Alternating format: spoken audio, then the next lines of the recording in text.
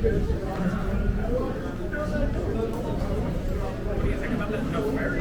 I please have all the talent make your way to the ring for a 10-bell salute for the late Catherine Pena.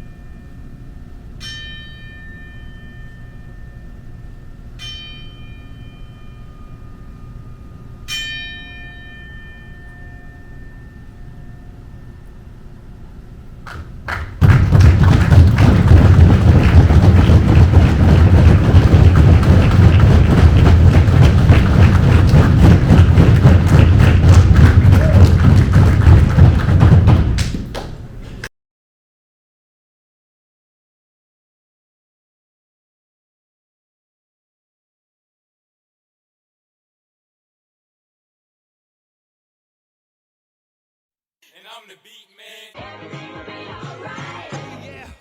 Oh man, I wish I knew it then, but I don't let it stop me, you know I'll be back again. All the mistakes I made, trouble that I've been in, it shaped me into the person you see I'm standing here. I wish you knew me back when I was young. You can see me and just how far I've come, so don't judge me, you don't know me, please. Welcome everybody to WeR1.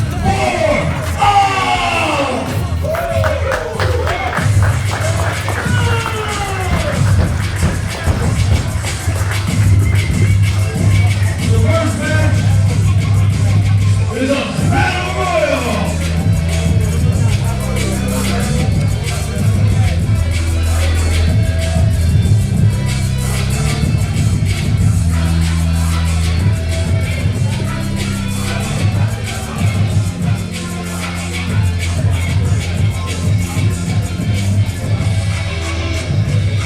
Hello and welcome to WeR1 Professional Wrestling.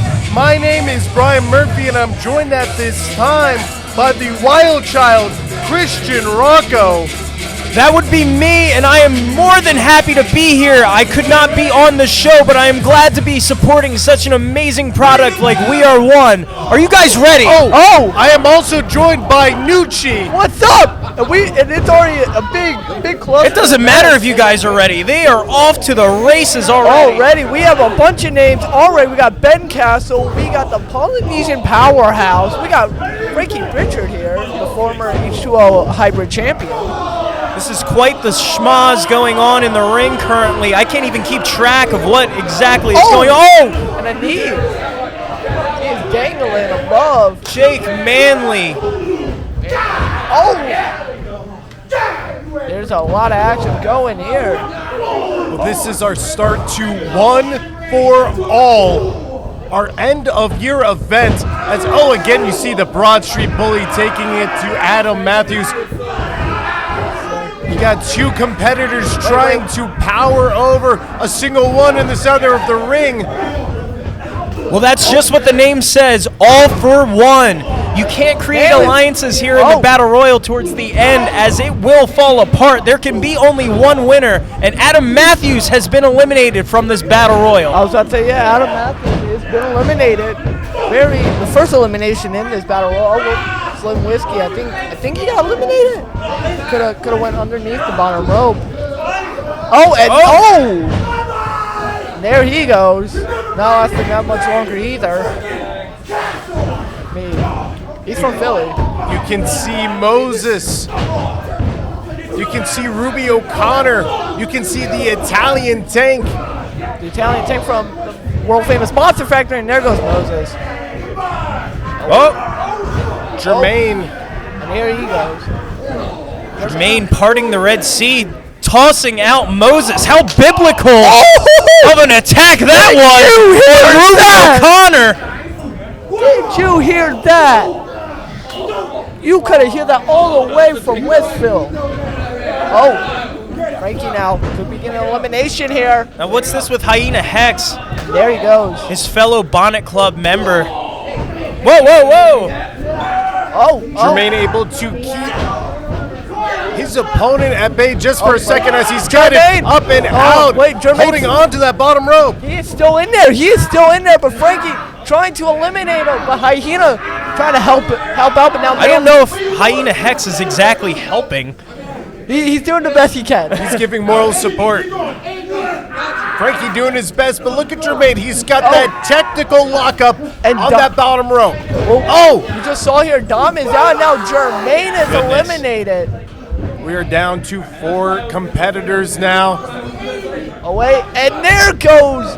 Manley's still in it. No, he's still in there. The Italian Tank trying to force out the Broad Street Bully. Holding on. And this is not going to end well. The Italian Tank, he's a buff dude. And there he goes. And he lands into the chair. But he got stunned. The Italian Tank. I'm not sure if you guys heard that. There's a little bit of dissension in the Bonnet Club. It seems as Jermaine had said that you were supposed to help me and to get prepared for the match later tonight. Frankie and the Italian Tank, 2 horses. This is not going to end well.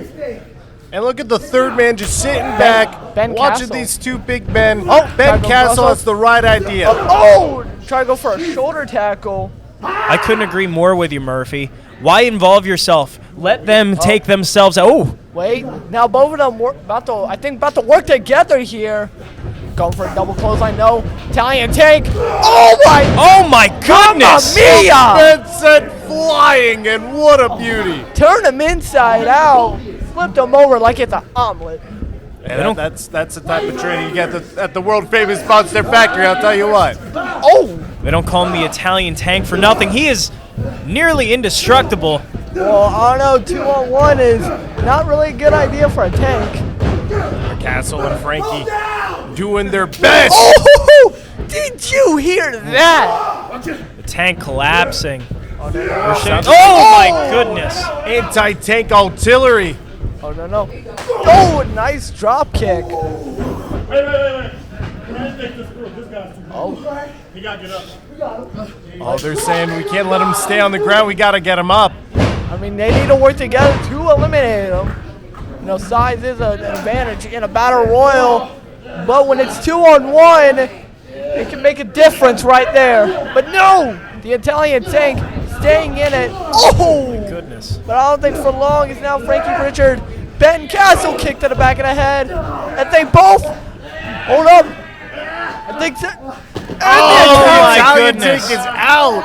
He is out of here. Goodbye.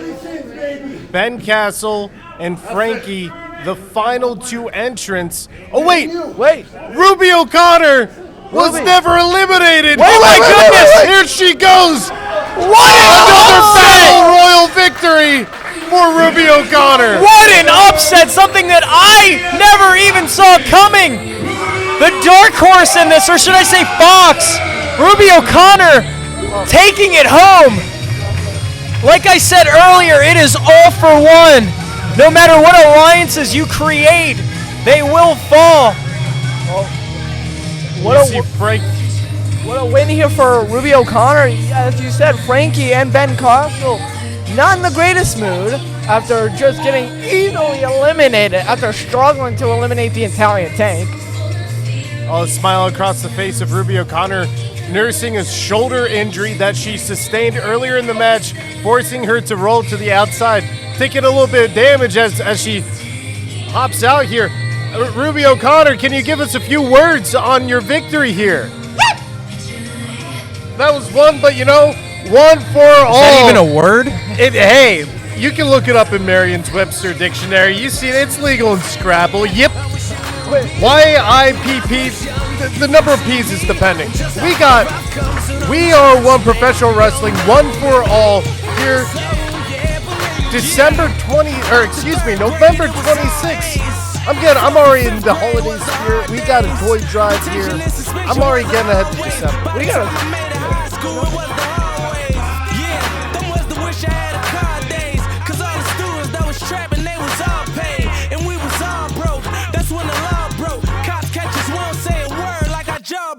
Picture me back then, look at me right now. Perform in front of 20,000 on the mic now. I cut a couple cases, I had to pipe down. Was living in the dark, I'm in the light now. You grind hard, then you shine harder. I'm going hard like my last name Carter. Dwayne, Sean, and Vince will play my life if I be born again. Oh man, I wish I knew it then. But I don't let it stop me, you know I'll be back again. All the mistakes I made, trouble that I've been in, it shaped me into the person you see I'm standing here. I wish you knew me back when I was young. You can see me and just how far I've come, so don't judge me. You don't know me, please. Oh yeah, believe me. Yeah, you don't have to listen to me. You don't have to believe a single word I say. No, that's what my mother told me. And still I ran out and learned everything the hard way. And I've been crying. Welcome everybody to One for All! Please help me introduce the Titan Kids! Welcome to WeR1 Professional Wrestling. We present to you One for All, starting off with our Titan Kids. I'm Brian Murphy. I'm joined by the Wild Child Christian Rocco and by Nucci. Gentlemen, are you excited for today or what? Most definitely happy holidays, everybody. It's actually, you know what's crazy? It is my 1 year anniversary on the booth. Hey, same here. It's fantastic to be with such a great organization, ready to get the youth involved. Christian, welcome to the commentary table as well. I'm more than happy to be here at WeR1. A little change in the occupation today. I am now on commentary, unfortunately suffering an injury along with my partner, but I couldn't be happier to be here. Hello, everybody, and welcome. Thank you.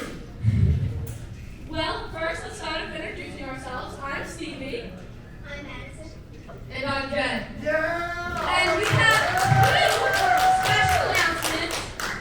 First, we would like to start off by saying, Titan Kids are the new general managers of WeR1. What an announcement. But we're going to need some help with that with the crazy kids. Come on, guys. I'm sorry, we have 3 general managers? Looks like we might even have more. I'm Pedalia. I'm Mom.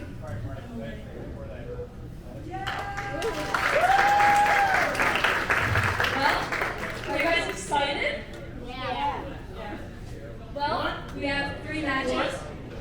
Well, we have more, but here's 3 more matches.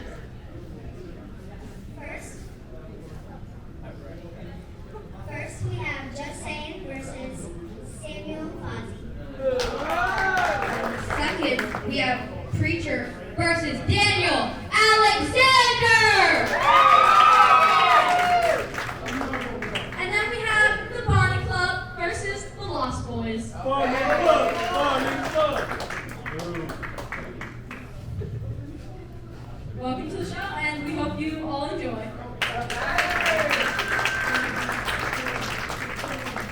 What an announcement here tonight. The Titan Kids and the Crazy Kids are the new general managers of WeR1. Brian, Christian, how do y'all feel about that? I'm sorry, we have children running a large organization like WeR1. I'm floored. I'm dumbfounded. Hey, it sometimes takes a creative spirit, a young mind, to bring matches so good as our opening bout is. We have the High Flying Championship defended for the first time, and we are en route to our main event, the Omega Championship being defended. Just saying, so successful, over 400 days with that title. 500 days. See, this is why you're young and spry, Nucci. Keep me on my toes. Yeah, make him a general manager, why don't you? I would entrust Nucci with this company, but I don't know if you could entrust a title as monumentous as the High Flying Championship with this man about to join us. And there he is, Daniel Alexander himself. And you can see the current WeR1 High Flying Champion, Daniel Alexander, the man that represents you, a former Monster Factory Tag Team Champion with Oliver. Nucci, he doesn't represent me personally. I don't know why you're pointing at me. Daniel Alexander is his own man. I have my own team. He might have had the same partner. But Daniel Alexander is a very accomplished professional wrestler.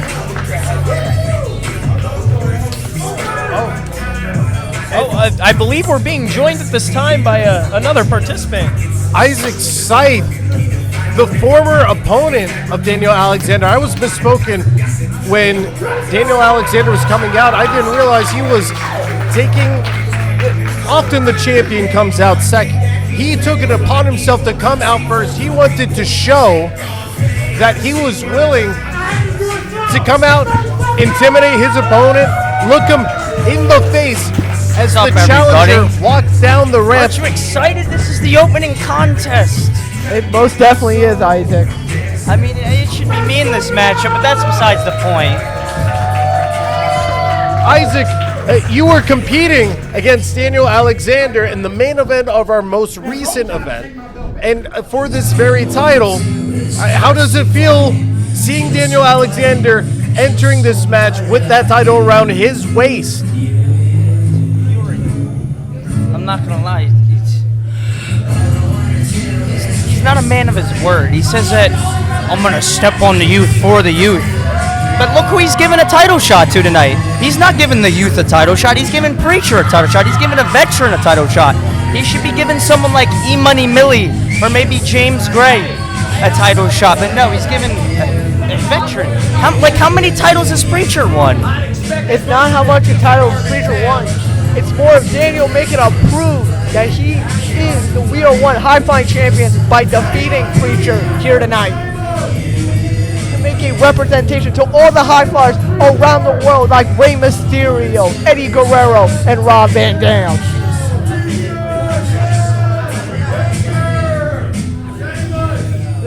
Preacher adjusting himself here, getting acclimated to the temperature.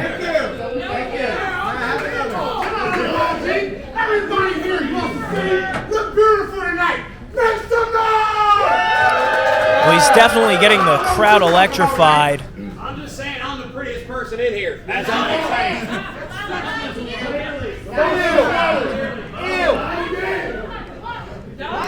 Well, I think it is part of Daniel Alexander's desire to add some polish to this belt. I think to add some competitors. Ladies and gentlemen, the following contest is scheduled for one fall. And it is for the WeR1 High Flying Don't look at me like that. Do not look at me like that. That's why I said classic. We're changing names I win. Introducing first, the challenger from the Bible Belt, weighing in at 185 pounds.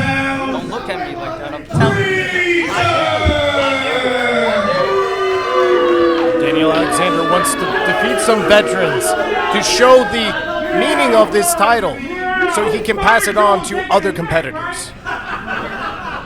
And his opponent from Philadelphia, Pennsylvania, weighing in at 175 pounds, he is the WeR1 High Classic Champion.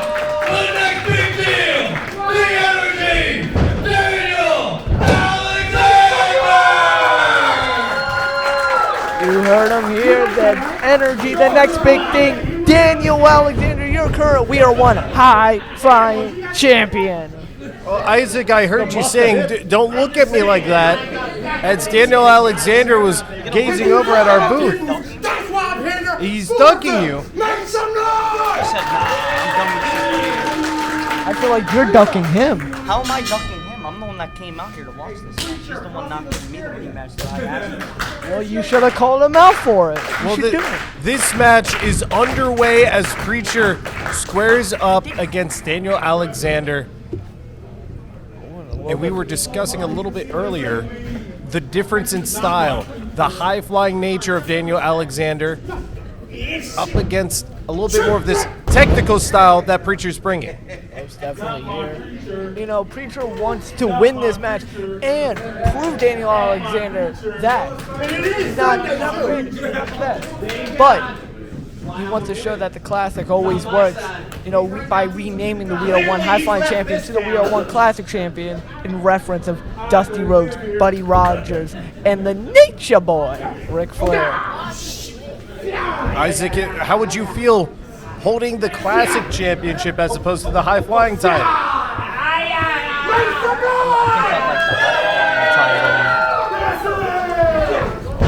Locke takeover here. Daniel Alexander back up to his feet. Guess what it is? A little bit of trash talk in here early on.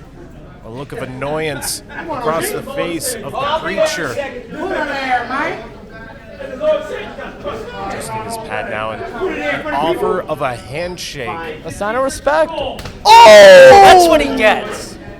A slap across Do it the again. face. Do it again. The pure opposite there. And Daniel Alexander returning with an arm drag. Another. And now, and a single-legged drop kick, taking Preacher out. There are no times out in wrestling. This Why isn't- would it do it? Remember what happened to him the last time they tried to do that? Remember what happened to him? Wait, hold up, Daniel Alexander. Hello. Big right hand to the jaw of Alexander. Preacher using his strong hitting to take out Daniel. You know, reversing that high flying ability, but now Daniel Alexander, big kick, another one. Oh! The spinning heel kick. Clobbering the back of the head there. Clobbering? It's gobbling time. Preacher holding, getting slowly back up to his Hit your feet. head. Daniel now. Uh-oh, the top. Oh! He caught him. Up the middle gets caught.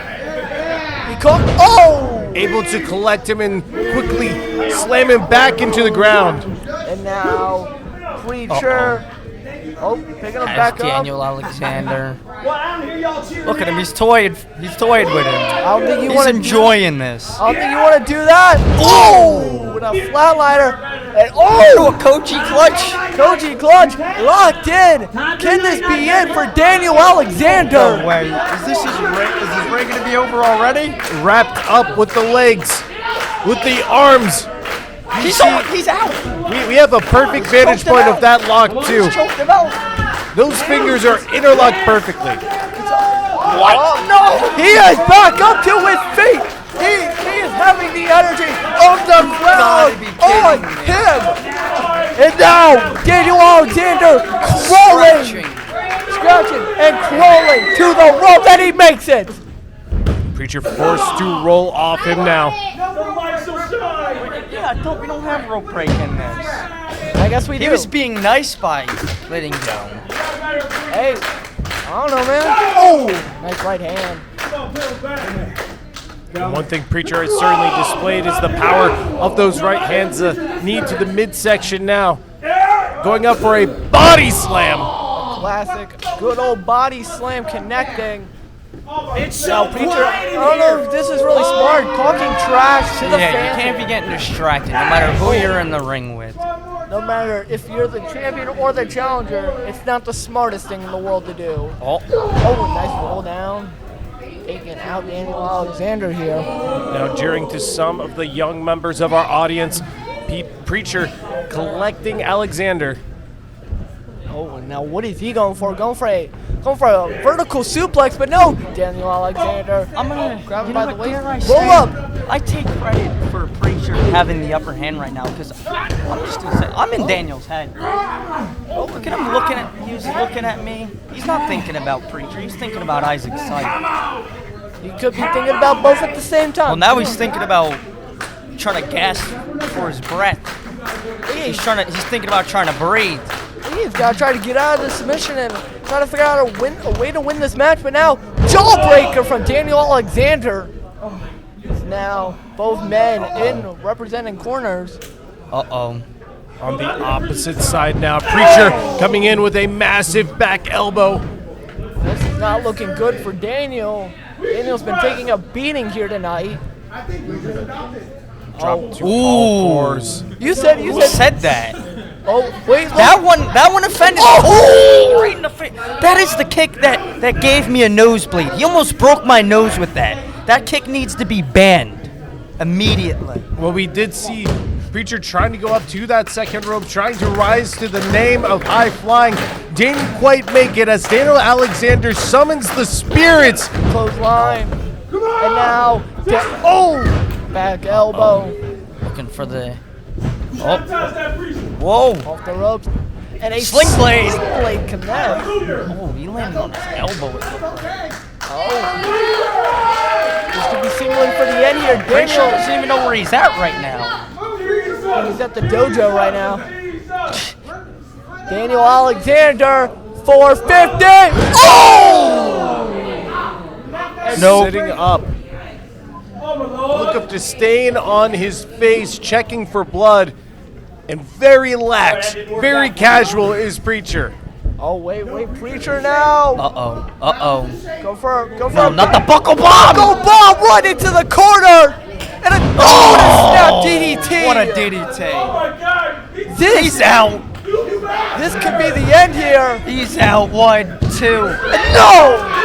I thought we had a new champion. Well, I guess you would be incorrect here, Isaac Sykes. Oh, come on. No, you gotta retain. I gotta get my hands on Daniel again. Are you rooting for Daniel Alexander? You know what? Yeah, I am. I never thought I'd see if anybody's gonna Damn, get the title brain off him, it's gonna be me. That was a brain buster we just saw there. That's crazy. Picking the leg in deep. Preacher. That was fun to watch. I'm not gonna lie. Heart beat I away. enjoyed that. And now, Preacher get back up to his feet. He doesn't know what to do now. Of course, Daniel's still on the ground. The big little boot to the face. I want to see him. I want to see him suplex him on the floor. Oh, that's gonna hurt. Yeah. That's why I want to see it. Oh, Preacher talking trash. You still gotta think, no matter how many years. Wait, what is this? Oh, monkey trap. 1, 2, 3. Daniel retains with a monkey trap. Oh no, that Preacher taught him.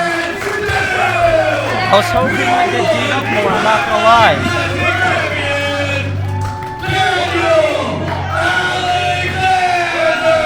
Preacher spent too much time asking if Daniel Alexander was the people's hero, only for Daniel Alexander to prove it. So here, Daniel Alexander makes his first ever successful defense of the WeR1 High Flying Classic champion. I'm sure there must be a fire burning in your belly right now, Isaac. Yeah. This is the outcome you wanted. Yeah, but he retained. I wanted to see him suffer a little bit more. I'm not gonna lie. I wanted to see him. He already got beat up enough. To me, he didn't. I'm sure we'll have to see more defenses in the future for Daniel Alexander. And who knows? I told you not to look at me.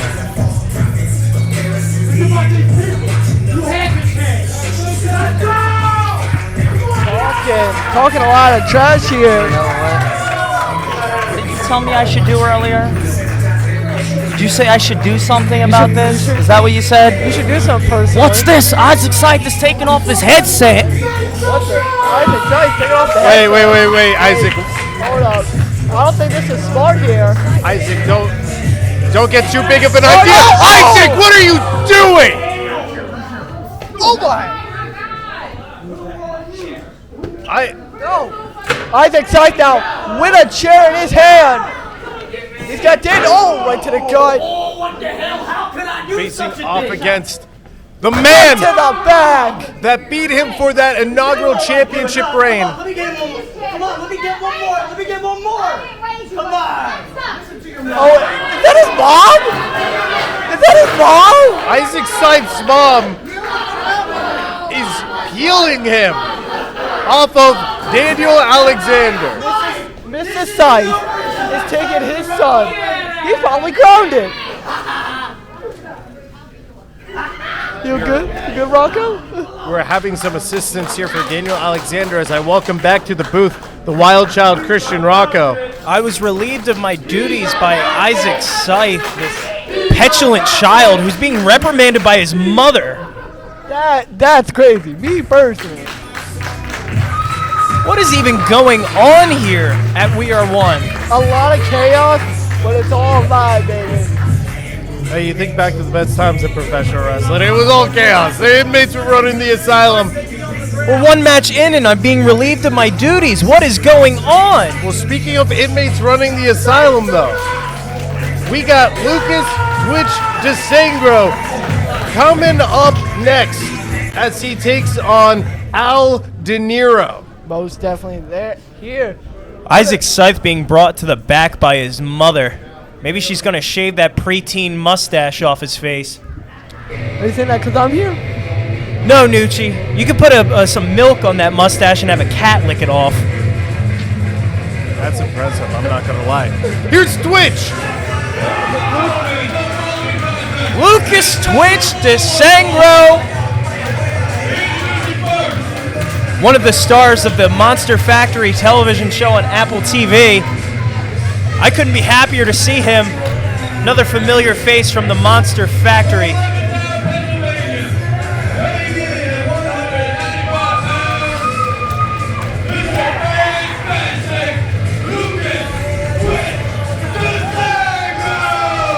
Lucas Twitch Disangro, a former Monster Factory Supersonic champion. Now, I don't know if both of you are keen on this, but he has some trunks on that represents Spider-Man 2, a story about redemption, a story about coming back and finding yourself. And this year has been a year for Twitch to find himself. Most definitely. But here comes DeNiro. And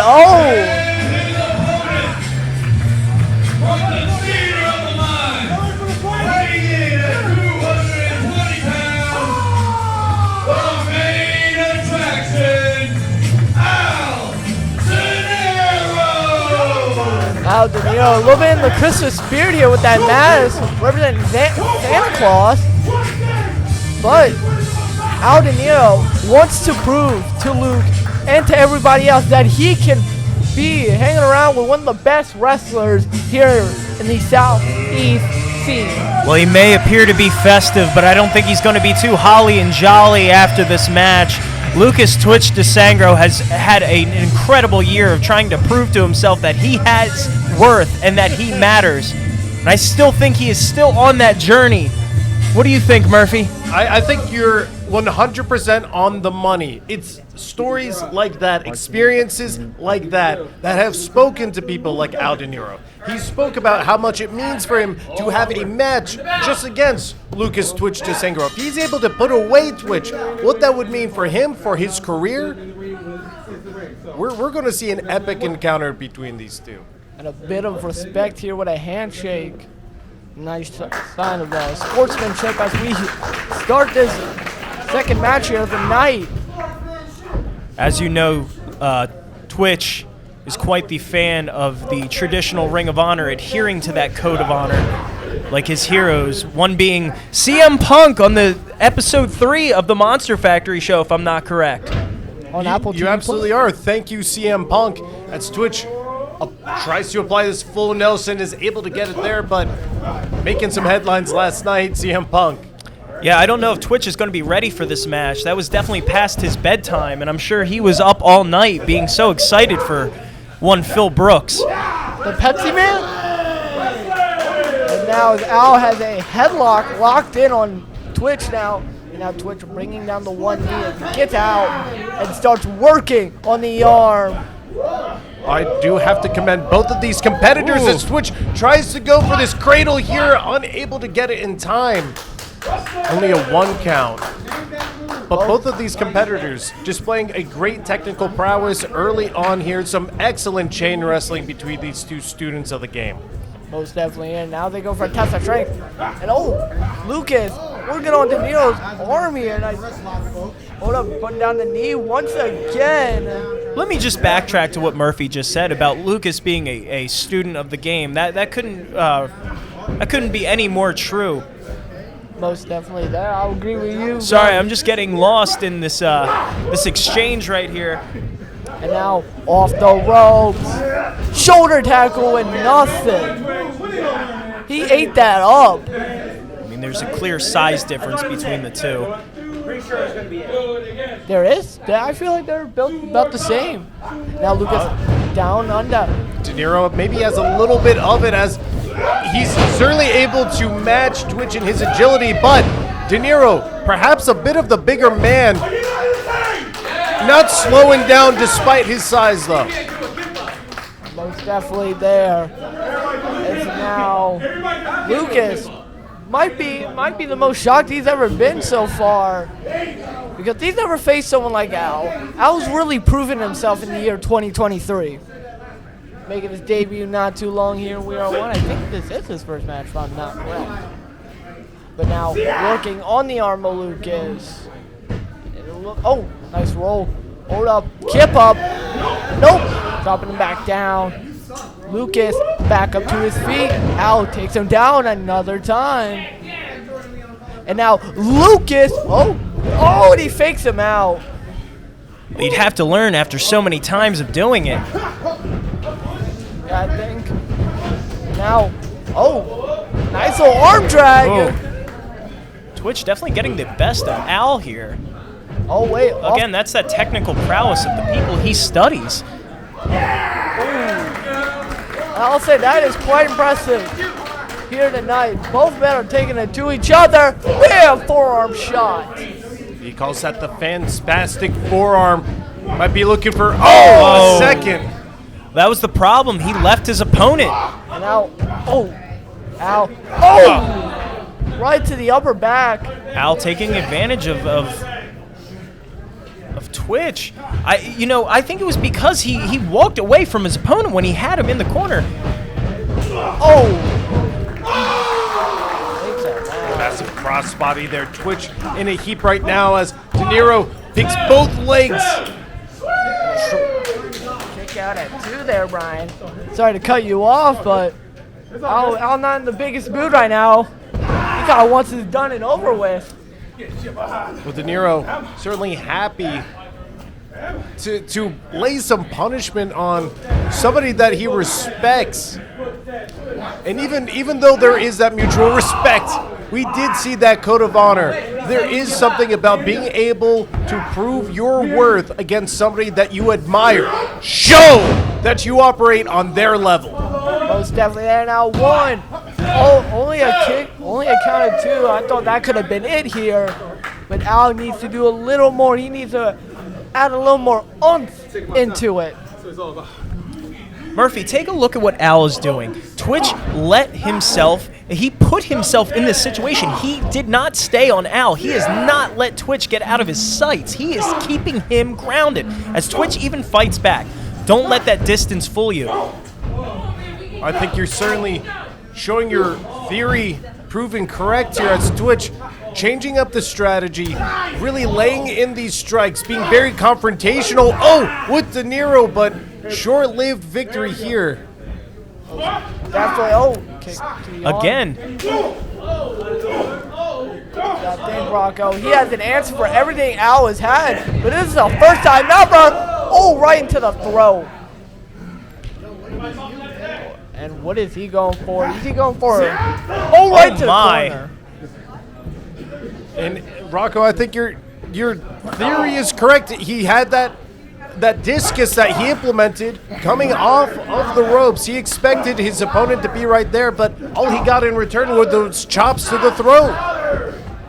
That's the name of the game, Murphy. You want to keep on them. Why would you let them go? I believe Twitch was letting these people get to him. Well, DeNiro certainly keeping on Twitch right here, compressing the air out of the lungs. Making sure he's not be able to breathe at all. Could be a good idea if you really think about it, Brian Murphy. Twitch able to relieve some of that pressure. Going back to that Irish whip, we'll see if it pays off. Not quite as he hoped. Oh my goodness, he turned him inside out, Murphy. He certainly did. Now prone, center of the ring, took a lap to get to the pin. Is he going to regret it? He does. Again, it's about closing that distance. What did I say earlier, Murphy? Whenever these two give them an inch, they take a mile. I don't understand. Watch. Keeping this close combat right now as, oh, there we go. Oh, and another one. The forearm strike is now Twitch sends out to the ropes, and now. Oh my goodness! Did you hear that? That was a call in response. Again, Murphy. Knocked the wind right out of him. That almost cost him. It is that distance, Murphy. Oh, Dragon's Breath, center of the ring. Covering here, trying to pull in the arm, unable to secure the victory. I don't think he quite got all of it, Murphy. He took it to the side of the head rather than a direct hit. Either way, it's still gonna hurt though, Christian Rocco. Absolutely, Nucci, but I don't think it's gonna finish him off. You need that full damage to be able, to Rewind! put your opponent away. Rewind connected. Can this be it? 1, 2. Oh, and he kicks out at 2. What are we seeing here tonight? What a match we have been seeing. Well, if Al wants to take the victory home, he needs to stay on top of Twitch. This is the problem. He needs to stay on top of him and keep him grounded. Oh! Super tick. Both of these men have a lot of fight in them, and if you give them any sort of breather, they will take it. Twitch back at the corner again. Oh, trying to go for a mouthful of. Once again. Mouthful of hate. Mouthful of shame. And oh, look at DeNiro's feet on the ropes. Christian, that opportunity opened because he did what? He was not staying on top of him. He went to the other side of the ring to deliver a kick to his face. While you will get the momentum, you risk losing the opportunity of actually hitting it, Murphy. But at the end of the day, it is still a victory. No matter what, you gotta prove to Al that he outsmarted Twitch here tonight. I believe Twitch even noticed his feet were on the ropes, adding extra leverage. Now you must have felt the change in momentum of weight distribution. Now trying to go back for that code of honor. DeNiro picking up a victory in a shady way. Couldn't agree more with Lucas. I could not agree more. I respect Lucas's position here. You agree to an honorable fight, you want to end it with honor. He took the low road, Murphy. He did. DeNiro able to say by whatever means necessary, he was able to put away one of the men he respects the most in this industry on this side of the country, in Lucas Twitch Disangro. But guess what we have coming up next here, boys? We have a placement match in the WeR1 United Tournament. Tell me a little bit about this tournament, Nucci. And I think if I'm correct, it is a tag team tournament. Why are you asking Nucci? I was the guy that was supposed to be in this tournament. Oh yeah, but you tell me a little bit about I'll it. tell you a little bit about this tournament. I'm telling you that these teams going into it, whether it's Mark Raspa and Silver Lobo, I'm telling you that Mark Raspa and Silver Lobo have the advantage. They have a thrown-together team. They had me and Oliver going in there who have tag team experience, have cohesion, have been tagging for a year now. And now you're going to throw against some mismatched makeshift team. There is no way that they are going to get the victory over Silver Lobo and Mark Raspa. It's just not possible, Murphy. Well, we have seen the abilities of Mark Raspa Jr. and Silver Lobo on display in that elimination tag team match just a few months ago. I've seen them. We have seen them at the world famous Monster Factory, teaming, planning together, working on their sequences, and able to mesh their styles together. Their opponents, Onslaught and E-Money Milli, they do have that disadvantage of not coming together and being a tag team before. But remember, Christian, once upon a time, that was the case for you and Ollie, and you won the tag team titles that night. This is true, Murphy, but let's hear what Ollie has to say beforehand. How's everybody doing today? Take him up! First thing I want to do is I want to bring in my tag team partner, Christian Rocco, to the ring. Go. What? What? Don't worry, I'll try to keep this in place. Neither do we. What? So in case you don't already know, Who's the mother wrestler? Nani? Chill out. Yeah, chill out. In case you don't know, the Alley Rock Express was supposed to compete tonight, but unfortunately, due to our respective injuries, it's not going to happen. But don't worry, Mark Raspa and Silver Lobo, you're not taking the day off, because we found 2 qualified opponents for you today.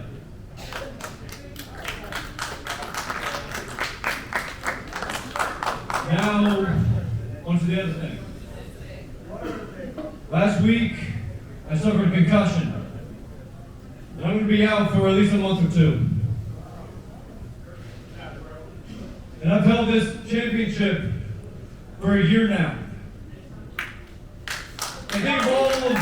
Thank you. And out of all my title defenses, I've faced some of my best friends.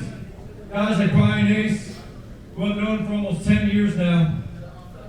Guys like Chris Desmond, who love him or hate him, that man does not get the credit he deserves. And most recently, you, Christian Rocco. When Game Cage put us together back in February, you and I both know we didn't think this was going to work. No, not at all. But look at us now. We're thriving. 2-time tag team champions with one another. Yeah! And the Alley Rock Express is only going to keep pushing forward. Ali rock, Ali rock, Ali rock, Ali rock.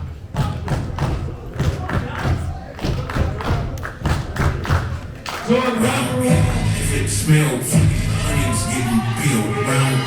If it smells, What? it's getting Oh, Nucci. We know this team. We know them well.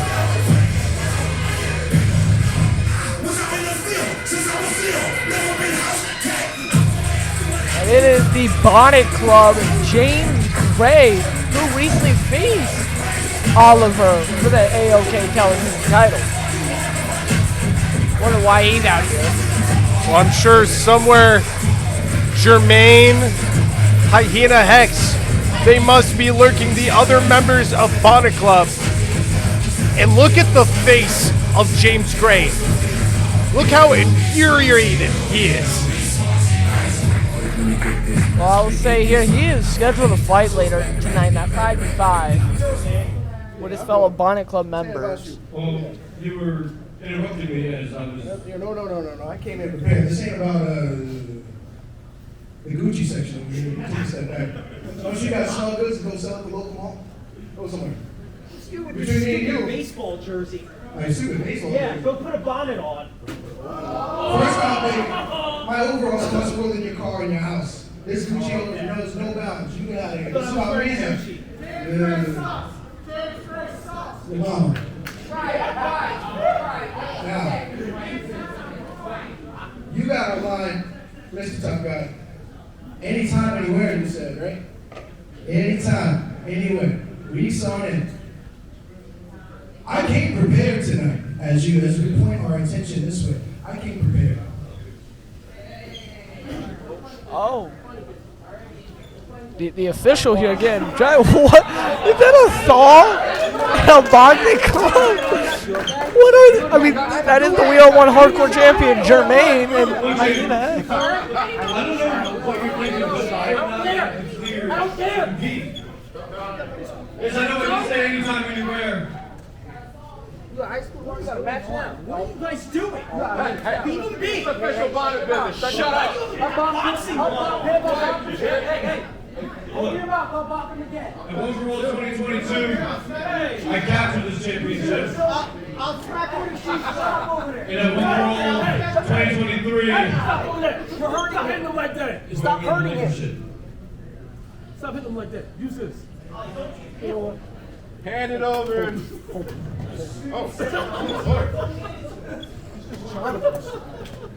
Take it. He can bring that bell, it's over. Or you can hand it over and do it another day.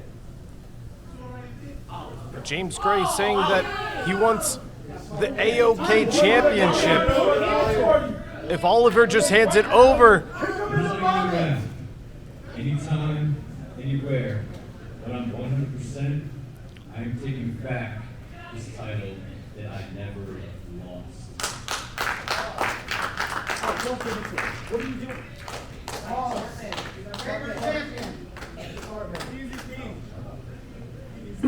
Watch yourself next time. I don't know the official nature of this title exchange. It seems at the very least. James Gray! Oh, low psyching him out there. I feel bad for the referee. Look at this. Well, certainly James Gray at least taking the physical title, the Alpha Omega Kingdom Television Championship. Technically, if we're speaking on this, he is the technical AOK Television Champion. Give it time, James! Anytime, anywhere, I am taking that championship back! Put your stupid bonnet on. Bonnet Club making their presence known. That was just nasty. There's kids here, James. There's kids here, man. There are kids here. Why are they doing that? That's mad inappropriate. Christian, what was it like being in the ring with somebody by ringside, a saw at their throat? He's a hack. He's an untalented hack. Taking advantage of somebody with a concussion and then throwing a title at somebody with a torn meniscus. Oh. He's a coward. Well, speaking of bullies, we have the Broad Street Bully.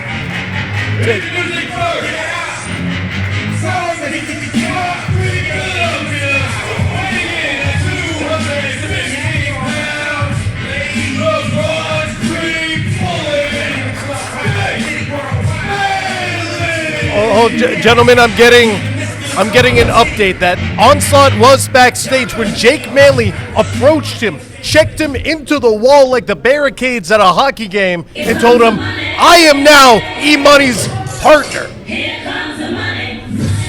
What is going on here at WeR1? We have new general managers, and already we're attacking injured participants. We have people replacing people by their own means. There is no law and order here.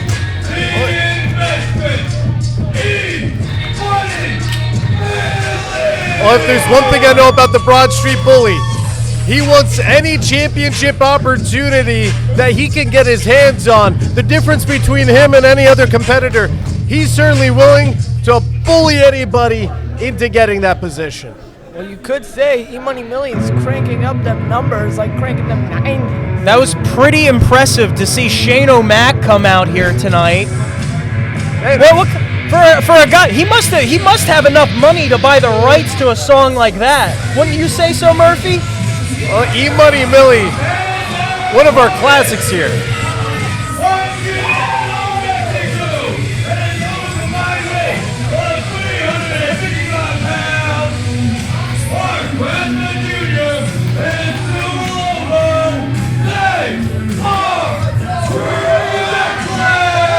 Now, Rocco, I don't know if this is going to make you blush or upset with me, but I think that Silver Lobo and Mark Raspa Jr. could potentially be the next Ollie Rock Express. Two competitors that are come together with a common goal. But now, they're showing themselves to be an effective tag team. Pardon me for a second. I think we're being joined by another member of the Ollie Rock Express. Oliver, thank you. Oliver, Murphy just said one of the most egregious statements I've ever heard, saying that they are something like the Ollie Rock Express. I couldn't say that is farther from the truth. Exactly, that's what I'm saying. But look. You're just saying? No, I'm not. But here's what I'm saying. Don't mess When up. I come I'm not gonna back, mess up. I got a plan. I got an idea. James Gray is going to get his. When I regain something that I never lost in the first place. Yes, it was very unfortunate, but things happen. And like I said, anytime, anywhere. Some emphatic words by Oliver over here. You know what, Ollie? I don't understand why I was in the ring and he tried to attack me with that championship. I really have a problem with James Gray, and I'm going to make sure that you get that championship back or it comes home to the Ollie Rock Express, because James Gray is a bully and a coward. Well, we got the Broad Street Bully and his partner, E-Money Milli, in the center of the ring right now as a dropkick delivered by Mark Raspa Jr. Here comes the cover, Nucci. One, and only a kick out one. Mark Raspa Jr. has to do a lot more to take down the investment himself, and now about to tag in Silver Lobo. What kind of investments do you think he makes, Nucci? V-Bucks. You see, he has a lot of Bitcoin on his back, but that seems to be defunct. I don't know how E-Money claims that he's this rich influencer, I believe. Am I wrong when saying that, Murphy? That he believes that? I'm going to defer to Oliver. I don't know if he would necessarily identify himself as an influencer, but Oliver, what do you have to say? Probably off topic right now. But I'm looking at Mark Raspa and Silver Lobo, and I personally picked them to face the LA Rock Express because they are the new rising tag team here at WeR1. Well, that's exactly what I was comparing them to. I was comparing them. Oh my goodness! Oh, hold up. The Broad Street Bully sending a knee straight to the back of Mark Raspa. Here comes E-Money Milli now off the distraction. Now look at this, off the ropes. E-Money Milli Sling Blade connect. Good. And a tag into Jake Manley, the Broad Street Bully. Goodness. Did you see the leap across the ring that E-Money Milli was able to make? Oh, neck breaker here from Manley. Oh, here comes the senton. And just like the newest round of altcoins, it came crashing down. You're not wrong. You're not wrong, but I'm not going to get political here. But now Jake Manley got Mark Raspa Jr. here. Oh, a shot to the face. In the corner now, throwing him into the other corner. Oh my goodness. And there is that. What do they got? Barricade check. That's what Manley was calling it. That's exactly what he did to Onslaught to get into this match. Were you privy to that, Oliver? Did you see this assault backstage? I did not see this assault backstage. Jake Manley to get a few words. You sure there wasn't a cardboard cutout hole of Onslaught? Who's going to be giving him those words? The new children that are the general managers? I don't know if they really want to talk to somebody. They're perfectly capable. We'll see if Mark Raspa Jr. is capable of taking out the Broad Street Bully after all these checks into this turnbuckle. A one-finger salute and Oh my goodness. How about that cannonball, Ollie? You know, speaking of E-Money Milli on the side and about all of this cryptocurrency, doesn't Silver Lobo look like an old NFT? Hey, he looks like a brand spanking new NFT. Thank you very much, What is Mr. you yapping Rocco. about? What is you yapping about? I don't know. The value of Mark Raspa and Silver Lobo seems to be going down as they are getting beaten into oblivion. Oh, now kick right to the back here. Now E-Money Milli. Hold up. Oh my goodness. Twist him around. That boot. In front of the referee as well. And now as Manley's got Mark Raspa Jr. in position. Gut wrench. Power bomb. Impressive on the part of the Broad Street Bully, going for a really deep cover here, but Raspa able to stay alive. Mark Raspa Jr. needs to tag in Silver Lobo. I don't think both of you guys realize. Have you guys ever been in the ring with Jake Manley? That power bomb deflates you. The air is pushed entirely out of you, but somehow Mark Raspa finding a way to get Silver Lobo in. Boom! And look at that clothesline following all the way through. Big back elbow now. E-Money trying to get into the fray, but Lobo able to slam his opponent onto the other. I rescind my earlier statement. I think their stock is rising as he gets a little momentum. What is going to happen next with Silver Lobo? Oh, jump toe hold. Stay on him, Lobo. Stay on him. Oh, they kick right to the chest. Another one. And another one. That's what I've been trying to tell them. Mark Raspa and Silver Lobo, they're reckless. Oh, and Capturing the leg there. the leg. Now, Silver Lobo could be going for it. Oh, and a snap DDT. Did you see that adjustment? There is some tag team prowess. He just wanted to cut off the ring entirely, keep it on his side, just in case he needed to tag Mark Raspa. I mean, that is a smart strategy going into a tag team. I don't know if I want to bring in Mark Raspa just yet. He took a lot of damage. Manley taking Lobo up on the shoulders. Don't let go of him, Manley. If you want to let this match go, turn your back on him. You can't underestimate Silver Lobo as he pushes him into E-Money Milli. E-Money trying to bleed his way into the match. Attempt at a stunner. Oh my goodness. Elbow. Cutter. And a cutter. Mark Raspa Jr. all the way on the tippy top. What Signs is of this? our home Oh! Fly Eagles fly. Oh my goodness. This makeshift team. They beat Jake Manley and E-Money Milli. I did not expect this. I'm at a loss for words. They upset E-Money Milli and Jake Manley.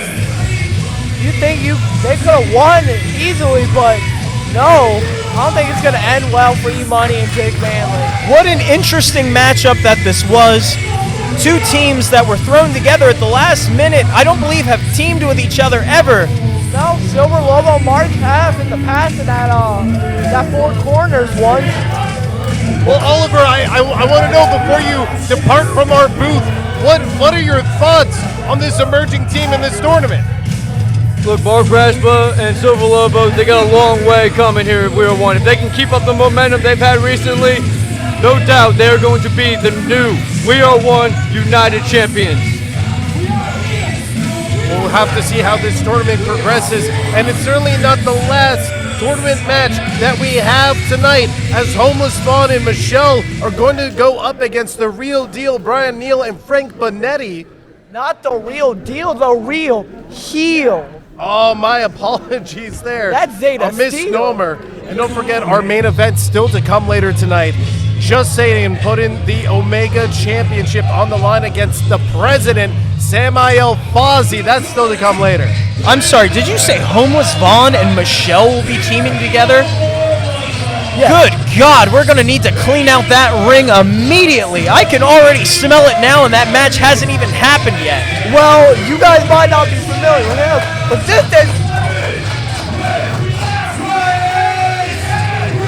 this is Big Red Ryan Redfield, straight from the H2O Wrestling Center in Williamstown, New Jersey.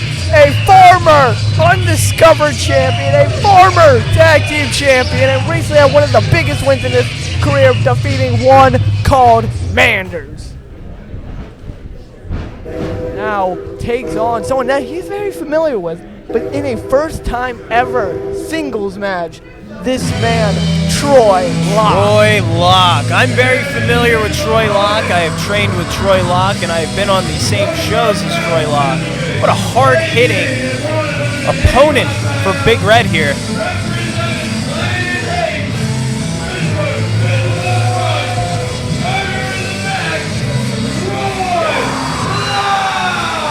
There's something about Troy Locke that reminds me of a young Sami Callihan. Angry, rage-filled, and just wanting to throw people right on their head. Like he has an evil spirit. You see him staring down his opponent with evil intent in his eyes. Squatted down in a position ready to bound out of that corner at any second here. Look at the way he stays low. That's that amateur background coming in. It's definitely there, but you gotta think Big Red can honestly take that around with Troy, but Troy early on with that early pin, but no, Big Red gets out of it, working on the arm. This is a lot of go by in the match. There's that ground and pound style that I was telling you, where he targets the limbs, not only putting them in a hold, but really beating and wrenching it in. And the look on his face, you can tell this is almost business as usual. This is just what he does. It doesn't look like it's his job, which it is. His job is to hurt people. Most definitely there. No, Big Red kicking out, but oh my gosh! Getting that unique leverage there, Locke, living up to his name. Troy Locke forever, I guess. Really wrenching back. You can hear the screams coming from Troy Locke. A man that I've seen a little bit much of. But he is a man that I am quite impressed of. Well, if there's two lessons I've ever learned in wrestling is never fight a man with a perm and never trust somebody with a mullet. Unless it's Oliver, of course. He's got both. I'll tell you what, excuse me, I'm getting my Ollie Rocks mixed up here. Christian, I've seen up close and personal what Locke has done before. I have been there early on in his training. And even just starting out, he had a vicious grip, a vicious ability to inflict damage on his opponent as he rolls out here. And look at him being smart, creating some distance. But over the years, I can only imagine the added dangerous nature to his game. Oh, but Big Red showing a little bit of life now. Now, back elbow right to the face. Ryan Redfield has Troy's number. See now. Pump handle position. Going for a power slam, but no. Oh, drops him down.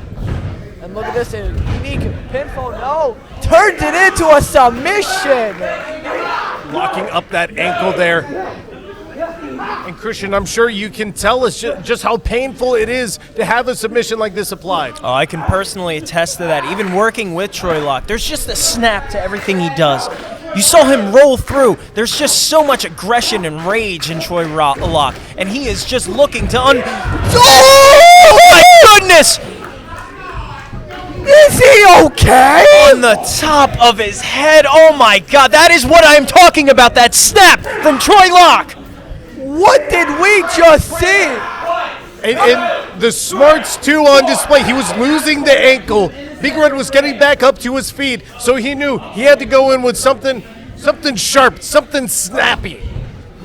I wouldn't even expect that from Troy. I thought he would have maybe put him back on the ground and put him in another submission, but not that. I've personally spoken with Troy Locke. Even today, he was telling me about his influences of all these stars from all Japan, like Chono, Misawa, and Kabashi. And you could see that reflected here, dropping opponents really high up on the neck. And not only that, just hitting as hard as humanly possible. Look at him. I got to give mention to that butterfly suplex as well, a beauty. Always impressive to see that double underhook on display, but now Big Red doing his best to get to a vertical basis. It takes just one forearm to send him back down, though. This is an interesting dynamic, Murphy.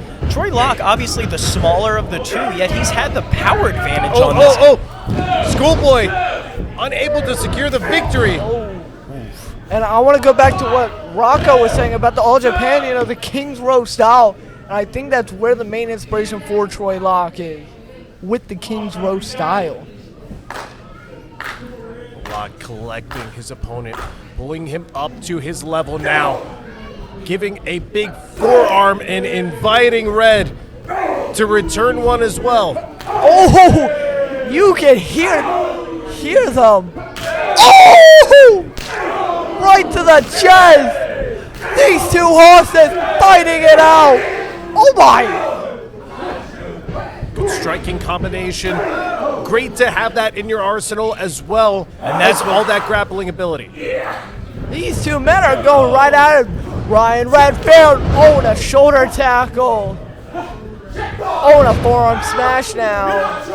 This is not going to end well. Turns it around. Big red lariat! Oh my goodness! And that is an expression I didn't expect to see on Locke's face. One of being dazed. It looks like he's trying to collect himself, find himself where he is. Well, you gotta think, they've known each other for years. They have been in multiple companies together, but they have never wrestled. And a kick out at 2 from Troy Locke. Redfield trying to collect himself by tucking his laces into his shoe. You don't want to trip up.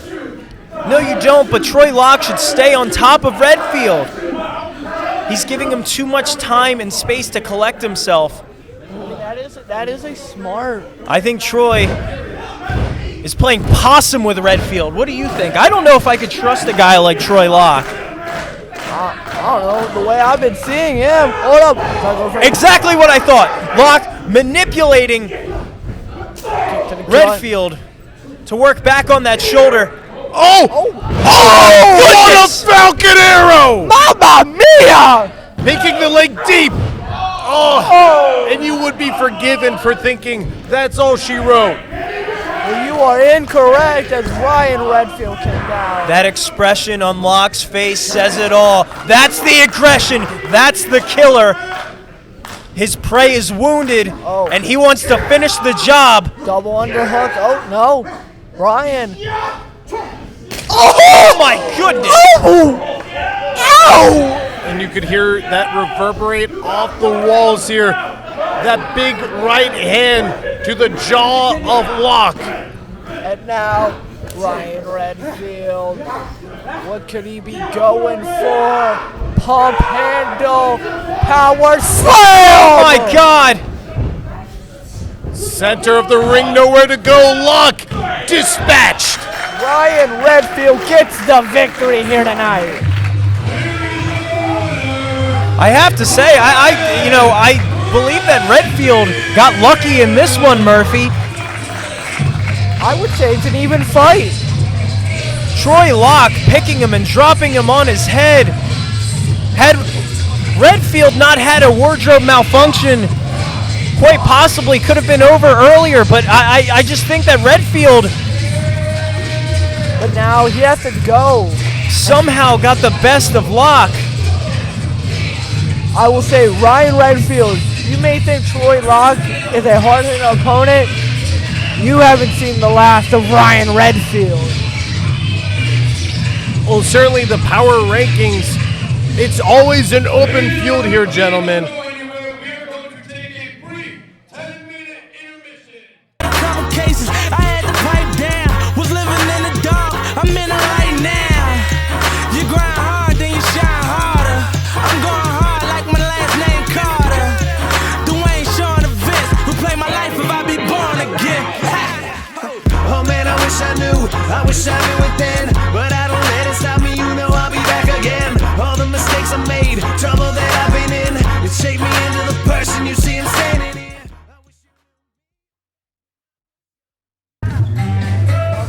WeR1 all for all. I am, of course, Nucci on commentary.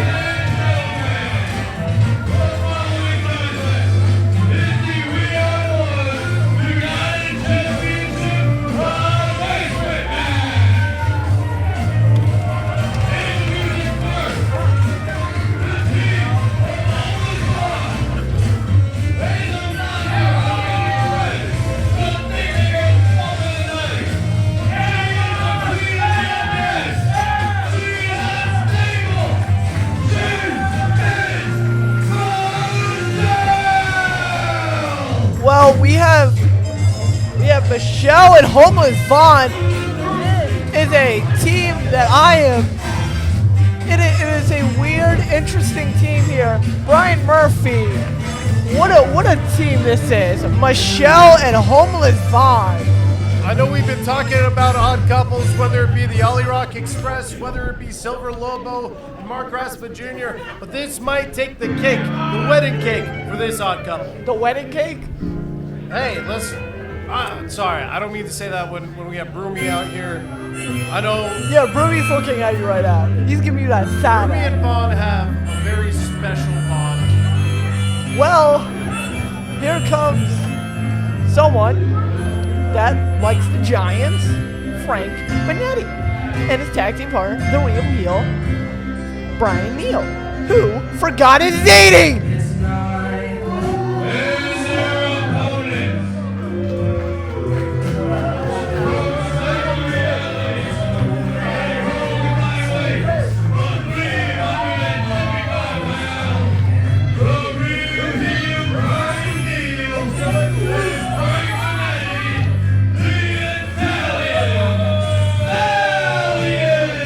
Couple Italian Stallions. Oh, he's taking Broomy!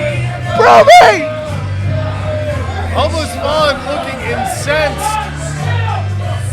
I was told by Brian Neal and Frank Benetti earlier today that he would have brought the ziti, the big ziti. Well, they lied, and they don't have the big ziti. I'm mad. I'm still trying to make sense of whatever these two teams are. I can smell one team from here on account of the trash. And on the other side, I could smell them on account of the amount of cologne over there. That's cologne, Murphy. Thank you. I don't speak Spanish. You mean Italian? Something like that. What are you talking? We got this match underway. Well, Paulie Walnut's putting his bowling shirt away. Not the bowling shirt. Well, it's Brian Neal and Homeless Vaughn starting off. Hey, you could say whatever you want about Homeless Vaughn. You could say he stinks and all. But Homeless Vaughn is a former Skid Row Tag Team Champion, a former Super Crazy United States Champion. And if you're in case you guys are wondering which one Homeless Vaughn is, it has his name on his shirt. That's how. Well, really? Thanks. I thought he was the one with the long hair.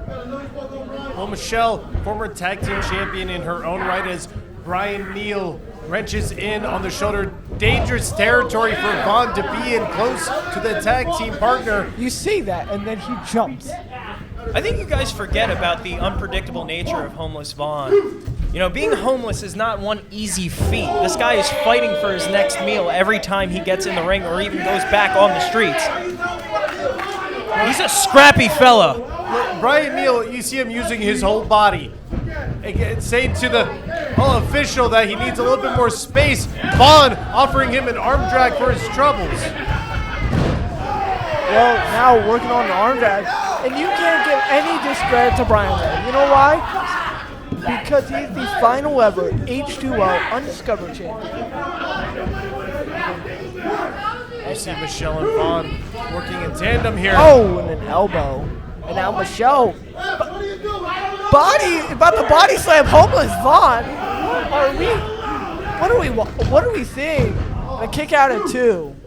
This is something that you will only see by hitting random twice on 2K. Am I not wrong, Brian Murphy?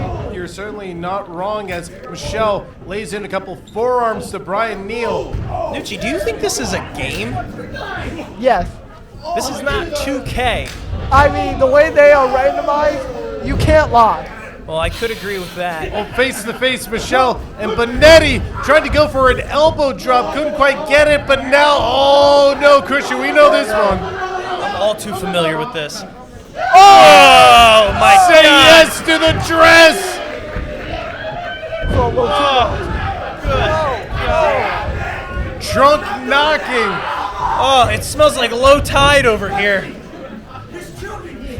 Benetti dragged into enemy territory like a monster, pulling their victim under their bed. Under their bed. Wait, hold up. got something for you. Oh, what is it? Oh my gosh! Oh my God! Only a momentary peace offering until the exposed feet of Vaughn. Oh, big body slam from Frank Benetti. I have seen some of the most brutal injuries in professional wrestling, and nothing makes my skin crawl more than seeing somebody get their feet stomped on. Oh, yeah, most definitely. Yeah. Right next to stepping on a Lego. Stuffing his belongings. Oh, what? And now Frank Benetti working on the arm. The entire body, I should say, of Homeless Vaughn. Now, tagging in the real heel, Brian Neal. Over into the back. And now, off the ropes. Oh, the double elbow. Covering now, picking the leg deep of Vaughn, showing a little bit more life. One more live. Oh, and Benetti a little focused on fighting the fans than the match itself. What do you think, Brian? I think you're certainly right. Look at Neil trying to jab her over at the corner of Michelle. Vaughn is in a vulnerable position, but we talked about the desperation of Vaughn, how he's able to pull a rabbit out of a hat at a moment's notice. Now, what can he be going for? Oh, massive flapjack there. And now, what could he be going for here? Well, Benetti's going for a pin, a little bit of a relaxed one, not enough to cover the shoulders, keep Vaughn down. Michelle trying to encourage her tag team partner. Most definitely here. Vaughn's got to tag in Reno at some point, though. And that was an impressive body slam on the on the part of Benetti. Benetti oh my and goodness! Trying to go for a headbutt. Oh, well, diving headbutt trying to say. Now Vaughn. Oh! Kick to the head. Opting not to go for his tag team partner quite yet. Benetti gets over to Neil. Here comes Michelle. Oh, now Michelle. Woo! Jumping. Jumping jelly bean. And now. Oh! Massive neck breaker there. Cover. Not enough yet. Still a little bit of fight. And these Italian stallions that we got here, Murphy. I'm sure Mr. Rocco enjoying seeing your brethren. My brethren, I don't know about that. Cousins. I know a guy. Oh, and a backstabber. Oh, and a face breaker. And this could be it. 1, 2. Oh, and a kick out at 2. Michelle showing some of her resilience, why she's a multi-time champion. Showing some skin too right now. Don't forget a former superstar champion. Oh, certainly right there. Able to escape there. Looked like they were going for a power bomb of sorts. Vaughn able to send Neil up and out. White noise position. Oh my God, that was brutal. Did you hear that? Bodice driver with the kick. No kicking out of that, Murphy.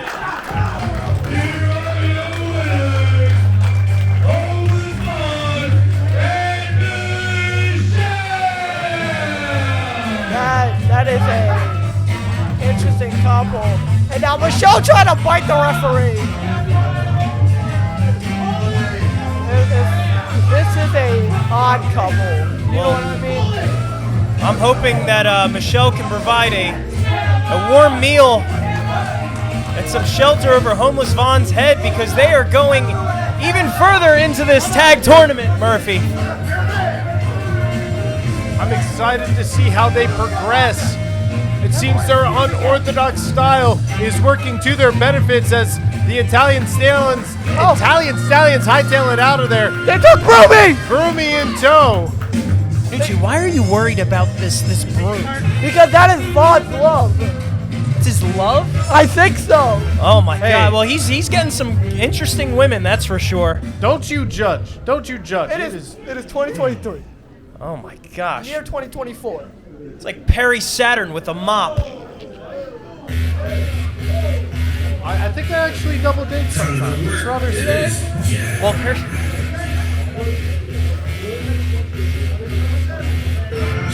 This is gonna be a nice competition coming up. DJ Reno versus Dan Styles. How do you feel, boys? I'll tell you what. Recently, I saw Reno go up against Tim Dynamite at Super Crazy Professional Wrestling. In that match, Dynamite was celebrating 3 years of professional wrestling. DJ went in, guns blazing, ready to have an honorable match, but at some point something just broke within him. He was ready, he was out there for blood, and he took it to Tim Dynamite. DJ Reno is certainly one of the brightest stars rising within this industry. I'm excited to see what he brings to the table today. Well, I have never seen DJ wrestle, but judging off of this entrance, he's quite the man of the people, Murphy. I'm hoping to see this killer that you've described. I mean, he is a wrestling genius, a second-generation wrestler. Oh, no, no. Oh, no. Oh, it's Dan Styles. Is that Kiwi from WCW? No, that is the king of the cream, the leader of the creamy world order. I'm sorry, what? The leader of the creamy world order. I am most certainly confused. Well, it's the shake weight supreme. What do you think? He's got a shake weight. Now, I've never heard of this division of the New World Order. I thought they were defunct, Murphy. I don't think it's new. Is this the Federation poison that Vince McMahon promised us back in 03? I think you're gonna have some trouble pushing that through a syringe. Certainly thick. The viscosity of the cream is something that is quite concerning. Viscosity. He brought the whipped cream! He brought the whipped cream! Is that the cream he's talking about? Yes! You dirty mind! Well, he got some on the ring. I hope somebody cleans that up. God help whoever has to clean out this ring between Homeless Vaughn's feet, Michelle's dirty dress, and now there's just cream all over the ring, Murphy. Well, you gotta take him at least somewhat serious. Nucci, how old are you? That is undisclosed information. I think you should avert your eyes. Well, I will say that he's a 2-time IGB Super Champion. So, you gotta take him somewhat serious. He's asking if we're gonna cheer for him. I really don't know what he expects. And it is for the ACPW United States Championship. Introducing first the challenger from the Creamy Kingdom. Oh my God. Weighing at 69 shake weights, the head of the dessert table,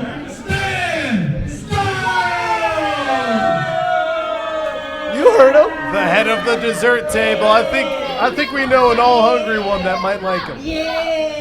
I don't know if he'd really like what's going on here. I don't know if I like what's going on here. section of South Philly, weighing in at 220 pounds. Stop him. I'm from West Philly. I'm sorry, my bad. There we go. The bottom side of West Philly, weighing in at 220 pounds. Clear distinction The between West Philly wrestling and West Philly. genius, TJ Reno. Hey, as fellow residents of West Philly, we gotta put respect on the name of TJ Reno, his hometown. This guy, he's a champion for a reason. Where exactly is Creamville, did they say?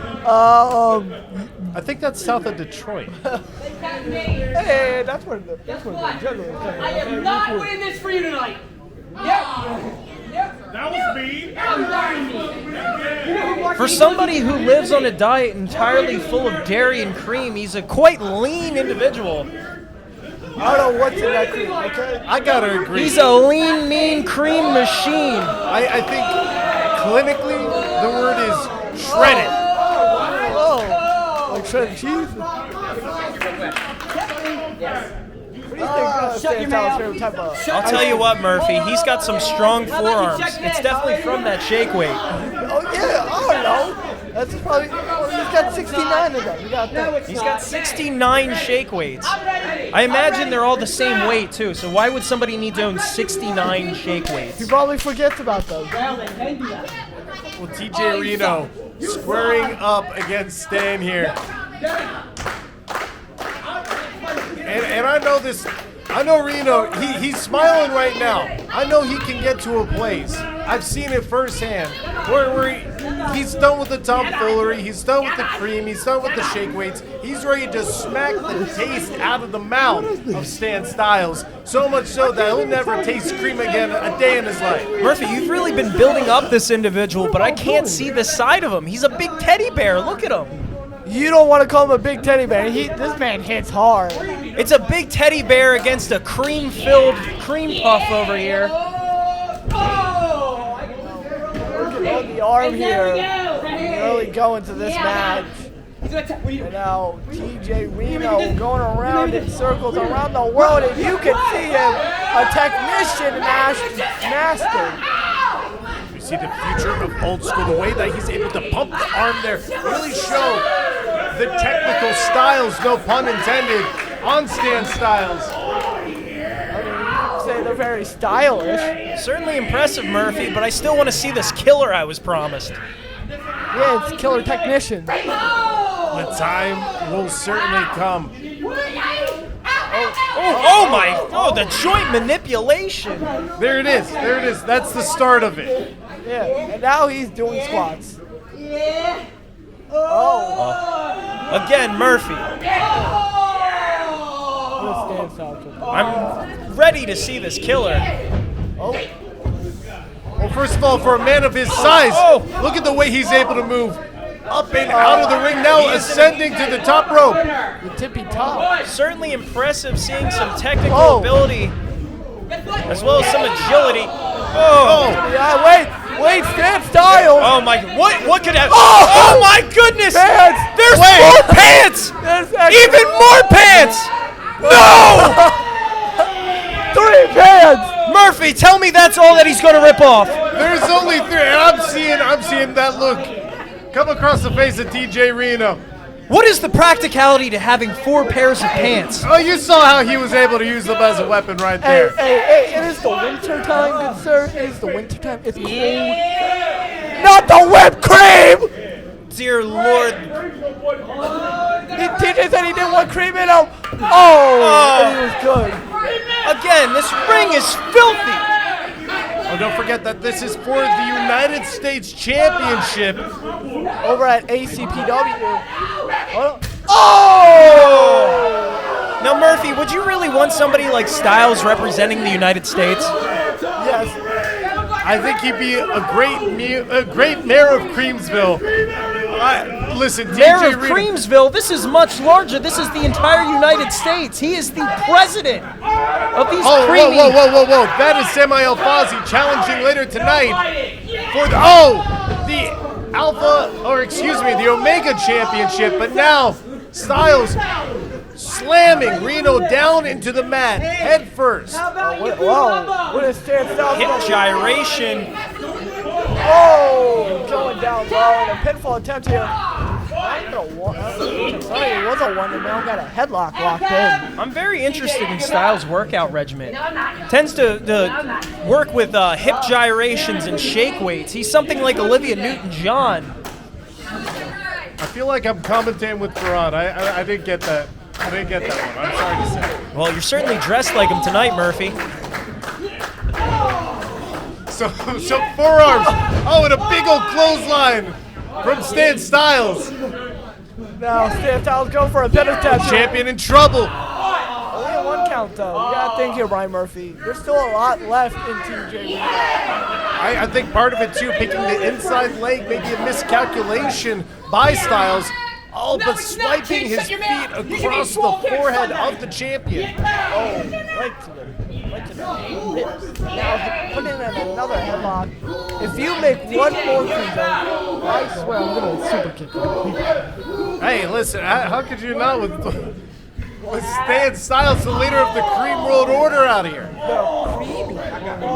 My apologies as Reno, sent crashing back down. He told me it was the cream. Cover now saying not today. Only a kick out of 2 though. There's still a lot left inside of Reno. A lot of unhungry power for this second generation wrestler. Into the turnbuckle. Did you see how his head snapped, Murphy? It was violent. It had whiplash. Let's say it's not back into reality. Oh, there goes gravity. Oh my God! Oh, what did I tell you, Rocco? What did I tell you? Here comes DJ Reno. Color me shocked, Murphy. Shiver me timbers. Hold up. Lifting him up. Oh my slamming him goodness. down. Aeroflosion. 1, 2. What a monster. Yeah. Churning him out like butter, Murphy. Reno willing on the fans here at WeR1. One for all, off to an amazing show. I'm gonna say there. And now, you gonna drop on hit. Why would you say that before you do it? That's the problem, Reno. That's Westfield Kelly. These nipple twisters. Unfazed. Here comes Reno. Well, that's a different kind of cream. That's all milk. Drop top, side, cover now. The inside leg once again comes up short. Oh my goodness. Yo, he sounded like a car. Reno's nurples are purple, Murphy. They're almost the color of your suit right now. Maroon red. But he still has gold around his waist. Stylez needing to inflict more damage if he wants to walk away with that United States title. I don't think this is going to end well. Stylez certainly impressive. For somebody that eats and drinks cream all the time, I have been thoroughly impressed. Oh, now winking the eyes of DJ Reno. Tried to get him up with that double underhook up until the shoulders of Reno, escaping. And now, oh my goodness. The head of the dessert table living up to his name. They kick out of 2. Go with the spear whole time. And fans in love with TJ here tonight. And oh no! Not the whipped cream! Coming out once again. Who knows what's in store for TJ Reno once he gets to his feet? I've heard of all the different mists they have in Japan, ones that are poison, one that can blind you. But what will this cream do to Reno? Oh no! Is this even legal? Oh! Stop this! No! Stop this! Not legal. Oh my goodness! The referee ate it! The referee is cream filled! Oh, super kick to Stylez, and now Reno pointing to that top turnbuckle. Now going up to the top rope. TJ Reno going all the way high. SWAT bomb! Picking the leg of the challenger, Stylez. Pin. There is no kicking out of that, Murphy. That is a very large individual crashing down on the ribs. Wow.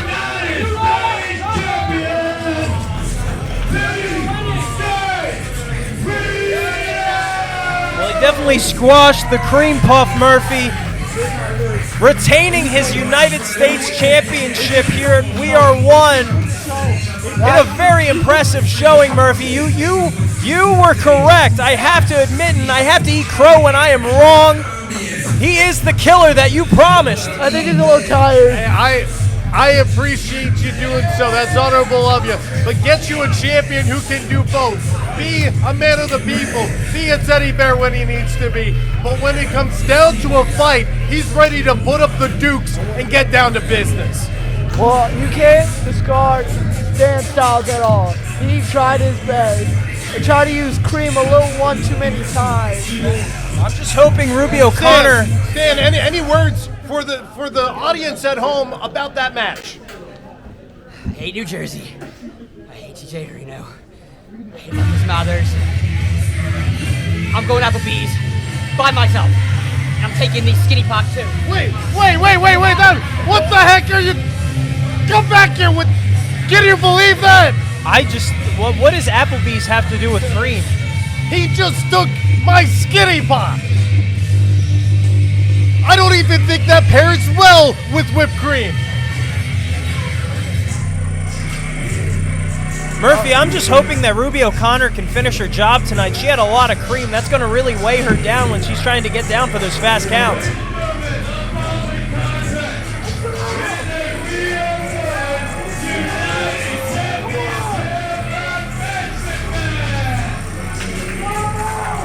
Well, we have KJ Thrills making his way down to the ring, recently facing off.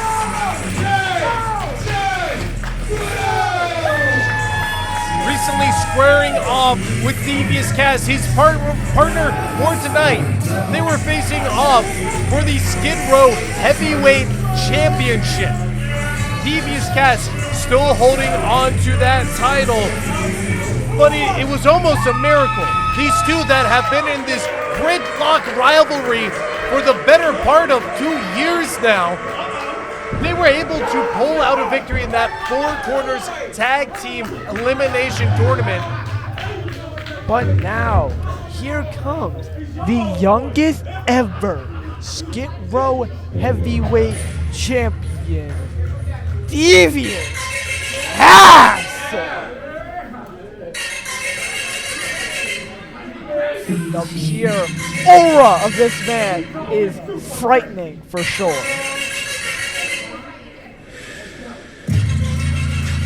And his tag team partner, weighing in at 200 pounds, he is the youngest Skid Row Heavyweight Champion, Devious Cass!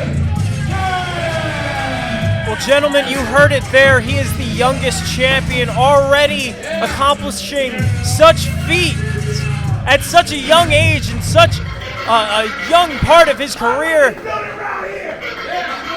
It's only up from here, guys. You can see the victims on that chair. That chair is beat to death. What do you think? Well, you're certainly right. Every person who has had their head bashed in by that Samael, Fawzi, Ben Rivers, even KJ Thrills, his name is on that chair. All the victims. Can these two continue to coexist? Or will this match made in heaven end in disaster? Murphy, I think you'd be pyrite because that is fool's gold, Murphy. To think that these two can get along, you are crazy. Crazy?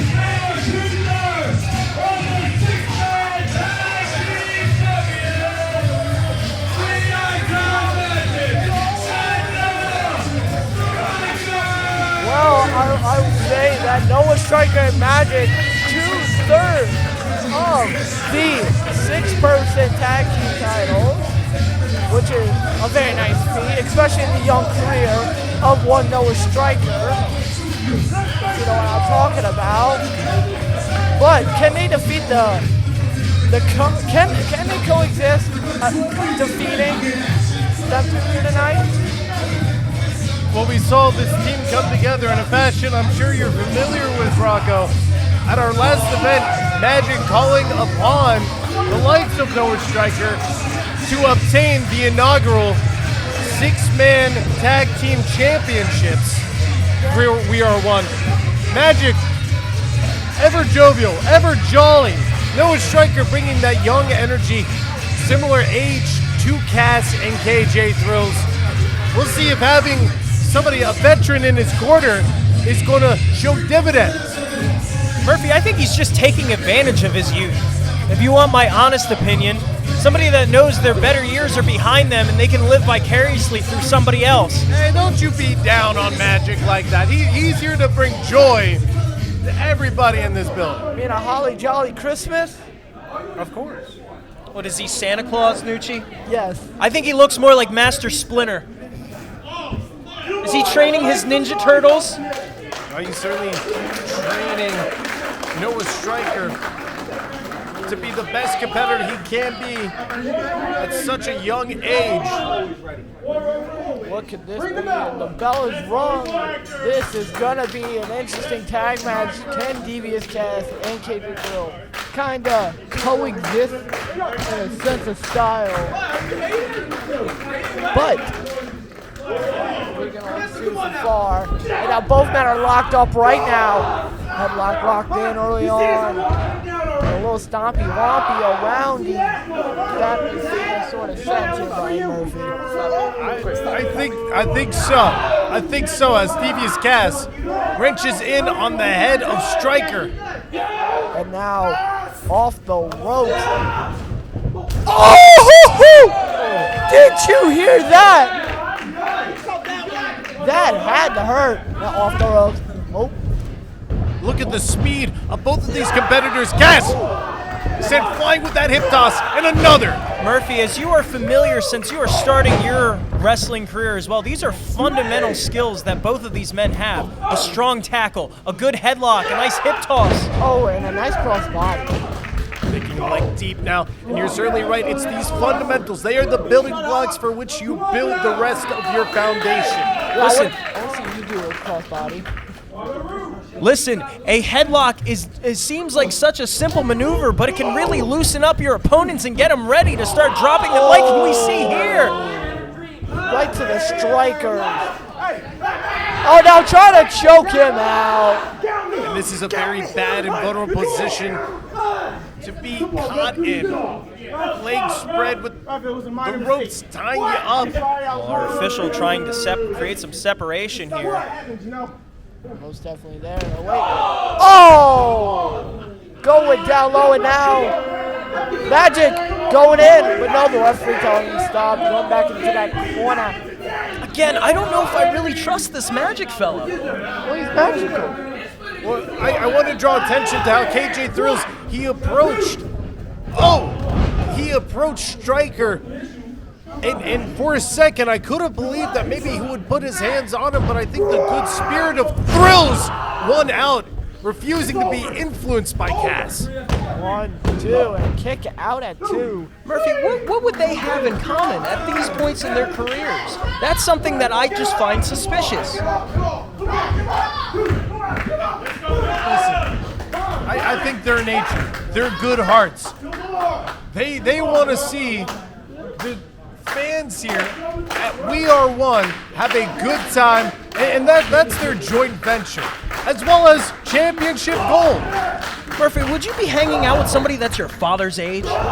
Hey, I've been known to. What? Well, that's a bit strange. Let's not dive into your personal life and get back to the action here as we get that headlock back in, squeezing and wrenching the head. Let's dial it up. Most definitely. Most people don't realize how painful a headlock is. I mean, you're wrenching on the neck. You are squeezing the head, popping it almost like a pimple. I was gonna say like a Pez percent. Pez. Y'all know Pez? That one. Oh, I'm familiar with Pez, Nucci. What are you gonna bring up next? Beanie Babies? Yes. Cass swinging wildly here, meeting Stryker in the center. Both men knocked down. Both men are knocked out. Both men definitely going for the same idea here. It almost feels like they are worlds away from their tag team partners. Cass needs to get over to Thrills. But these worlds need to collide. Stryker over to Magic. This is the key to tag team wrestling, being dead center. These two split right down the middle. These are your zones, Murphy. Whoever gets the advantage here is definitely going to have it seems like it's Magic. Magic hulking up. And now, hold up, Magic. Throwing KJ off the ropes. Hold up. Oh! Lost his grip there. Oh. But getting right back on top of him. And now. That's the experience of Magic. That's that veteran instinct of Magic. Oh, there was a tag there, Cass. I'm not sure if Magic saw it though, Murphy. Wait. No, he did not. Oh! Right into his head. Oh! So much for that veteran instinct, Murphy. You think he'd learn a thing or two about being in professional wrestling for this long. I think that has less to say about Magic and more about the nature of Devious Cass living up to his name. I mean, he can be a thoughtful person. But now wait, Magic off the ropes. And power slam. Pulling the leg deep, but Magic able to power out. No, you gotta think about that. That was pure strength. A from Buzz Devious. Sawyer-esque power slam, Murphy. That thing will rock you. That was venomous right there, if you understand. KJ Thrills. Famous, sir. Magic on all fours for that, and he's deep into enemy territory here, able to kick out. He's so close to the ropes, Murphy, though. He could really use it. Well, that's the ring awareness. That might be the difference between Magic and some of the other men in this match. He knows to be close to those ropes, but now he's stuck on the other side. And this is uncharacteristic of KJ Thrills, to be mocking and gloating in front of his opponent. Unfortunately, Thrills is more concerned about that rather than cutting the ring in half. Magic is over that line, Murphy, that I discussed with you earlier. I will say that they still have problems even then. You don't want him to get close to his partner. Now choking him out. Count of 3, and you only got to the count of 5, which you gotta think, yes. You only got to the count of 5, but that is still not a lot of time. What you got, Barney? What you got? Come on. Oh, taking down Magic. He's letting him get too close to his partner, Murphy. That's what you gotta do. You gotta bring him back to the center. Is he trying to extinguish the flame, snuff out the last little bit of air? Now trying to keep it all going. Headlock still locked in. Devious Cass looking on, a look of disdain on his face as Stryker tries to will on Magic. Oh, trying to crawl to the corner. Magic just fell off to the slide ever so slightly. He could have gotten a tag there, Murphy. That's the problem with Thrills. He is letting his prey continue to go over towards his partner. And now they're That was even a risk, just walking over to Cass instead of bringing Magic over to him, keeping that control. Hold up. Oh, Magic. Might have given Magic the time to get his strength back. And then everyone's down except for Noah Stryker, who's still sadly in the corner. KJ Thrills on the outside, Cass over towards his corner. Magic just a fingertip away if he's just able to extend his hand over to Noah Stryker.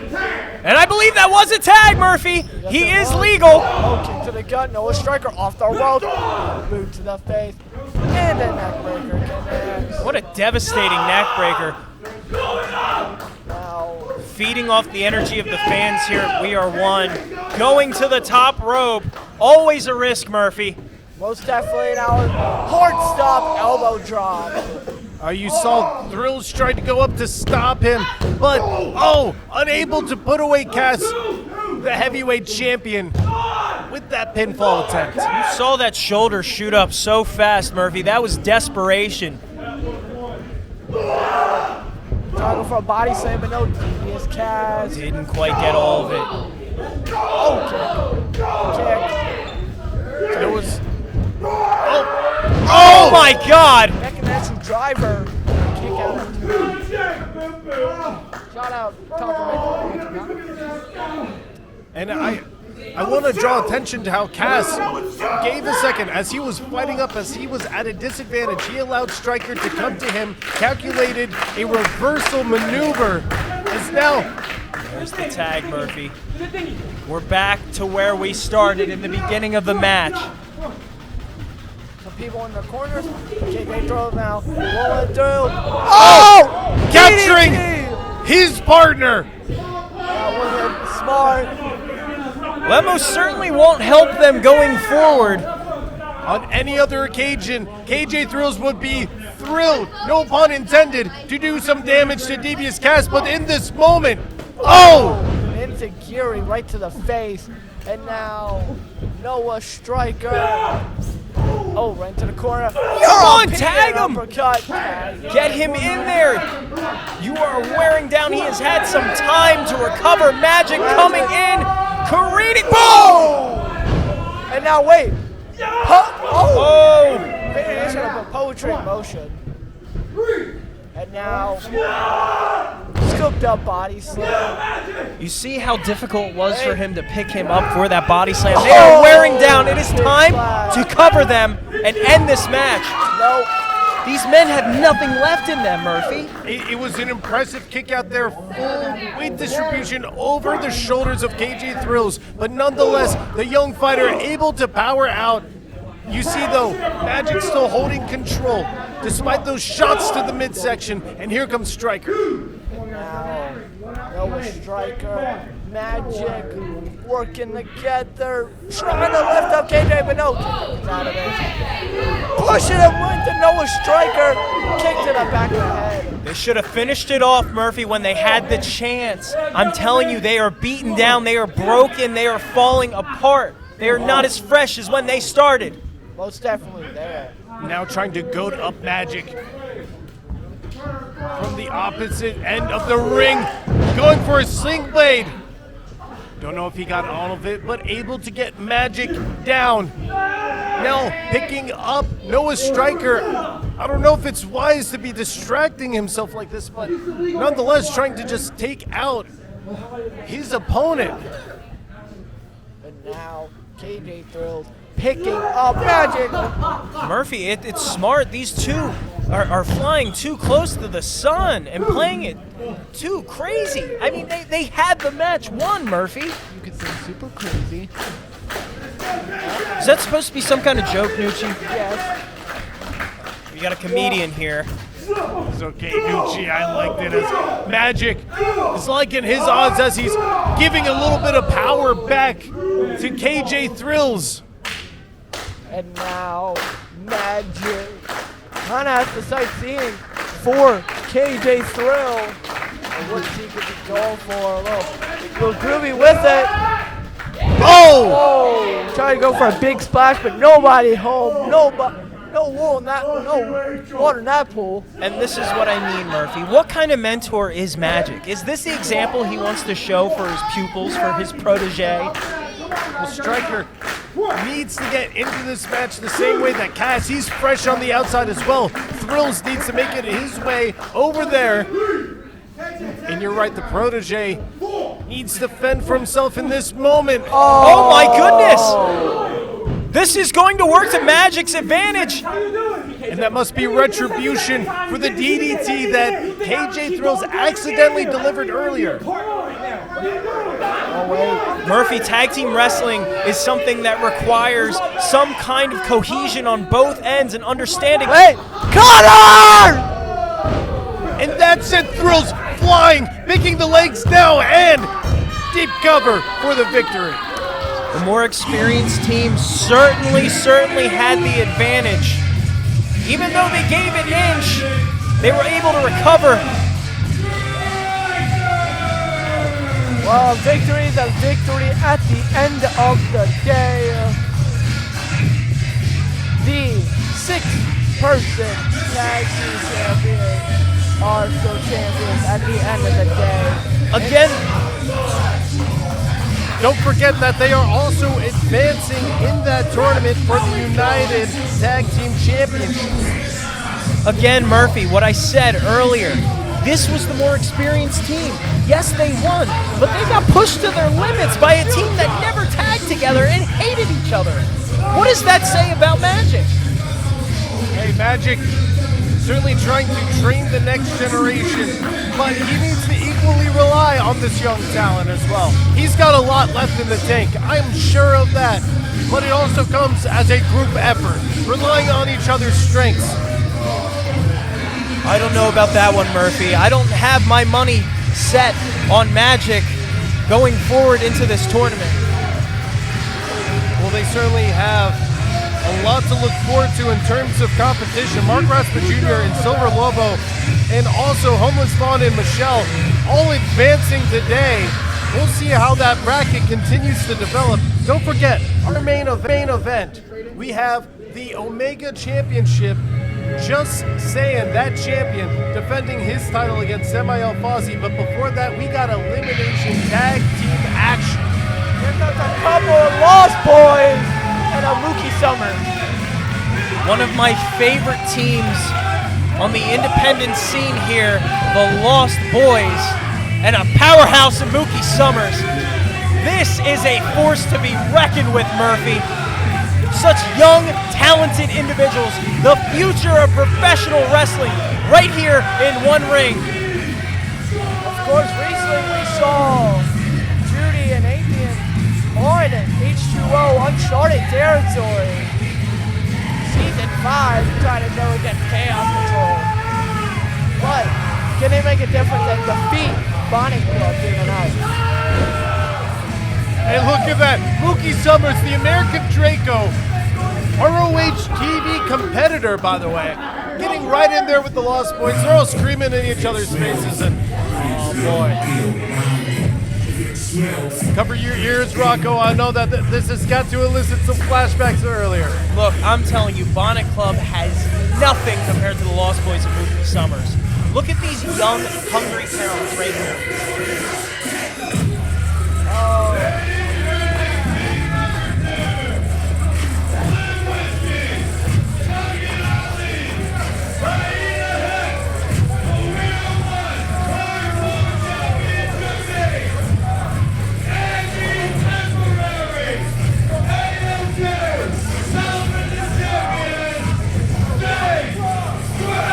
Let's put an emphasis on that temporary championship.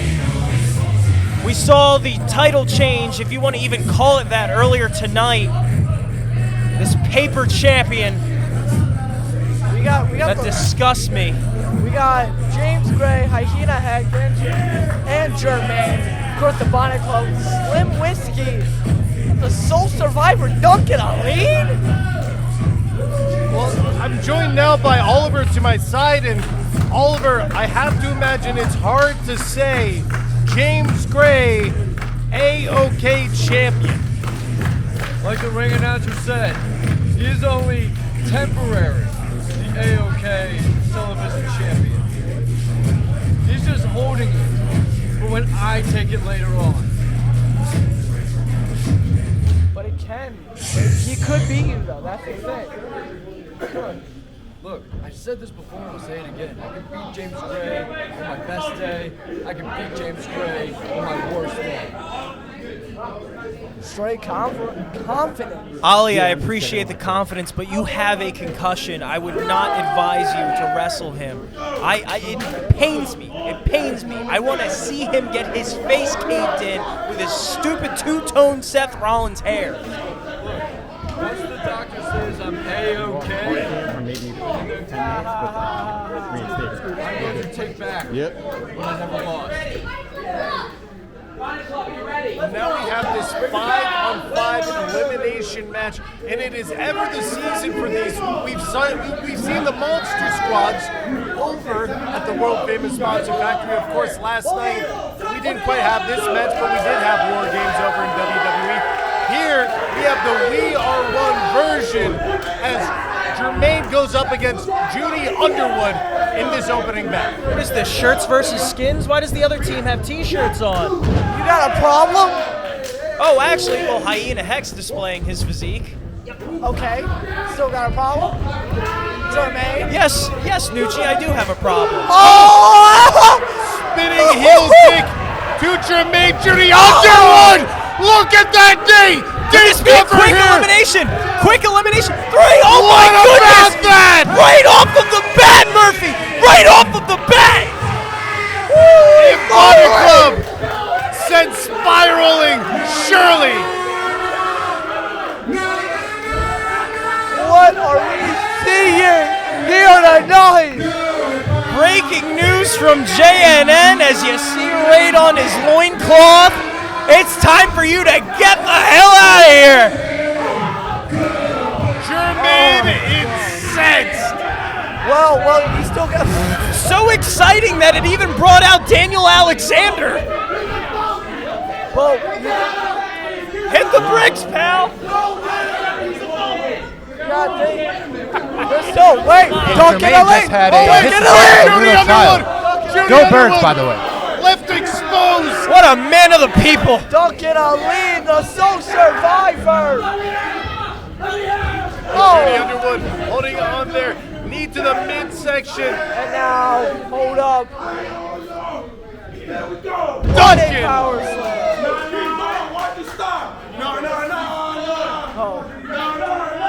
I don't know why you're singing, dude. You are down a man. Oh, trying to go for dancing elbow. Oh, baby don't hurt. No more. Nucci, don't ever sing again on commentary. We are one karaoke. And here comes the Lost Boys. Ever jovial. Oh, double stomp. To the back. Trying to go for another elimination there. Oh man, Jermaine. I'm sorry, I had to take out the trash real quick. Jermaine sent to the back as Duncan sends down his opponent. I know it's raining. It's the trash.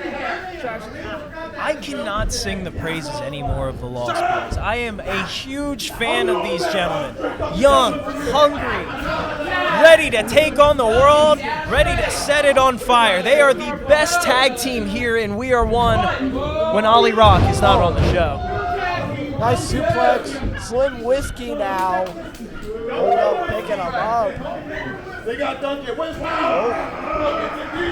Able to slide out the back. There we go. Into the back stabber. Ethan hitting him with a backstabber.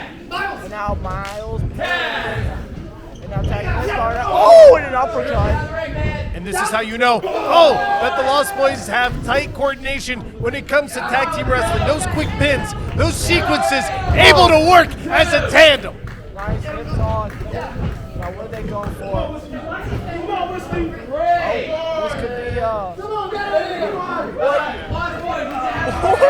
There we go. Oh, a little bit of my game. Oh my goodness. You think they do that when they want to go into an R-rated movie? I think they get the trench coat out. Oh, as pandemonium breaking out here. Just a ring full of chaos here. Absolutely breaking down here in WeR1. This referee needs to get some kind of control here. Well, it's kind of hard to when there's like 9 people fighting at once.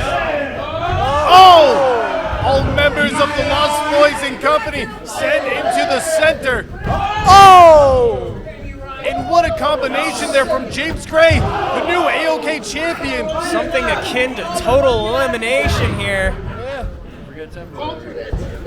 Champ is still Champ Oliver. James Gray now. Up the corner back. Giving him a back shot. No! Right into the back. And now Slim Whiskey back in the ring. Oh, and shoulder tap. Bam! And Rise being tenderized. Showing a little bit more life still. DJ Colin, another one. Oh, and a big cross body. Yeah, a little bit of live commentary off to the side here as Mookie Summers enters the fray. The American Draco. James,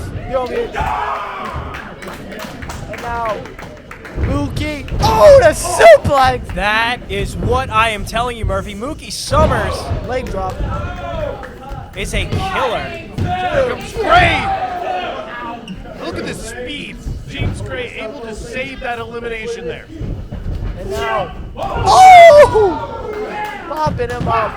You want to talk about speed, Murphy? You think he'd get changed for a match? Maybe put on a shirt that has a Bonnet Club logo.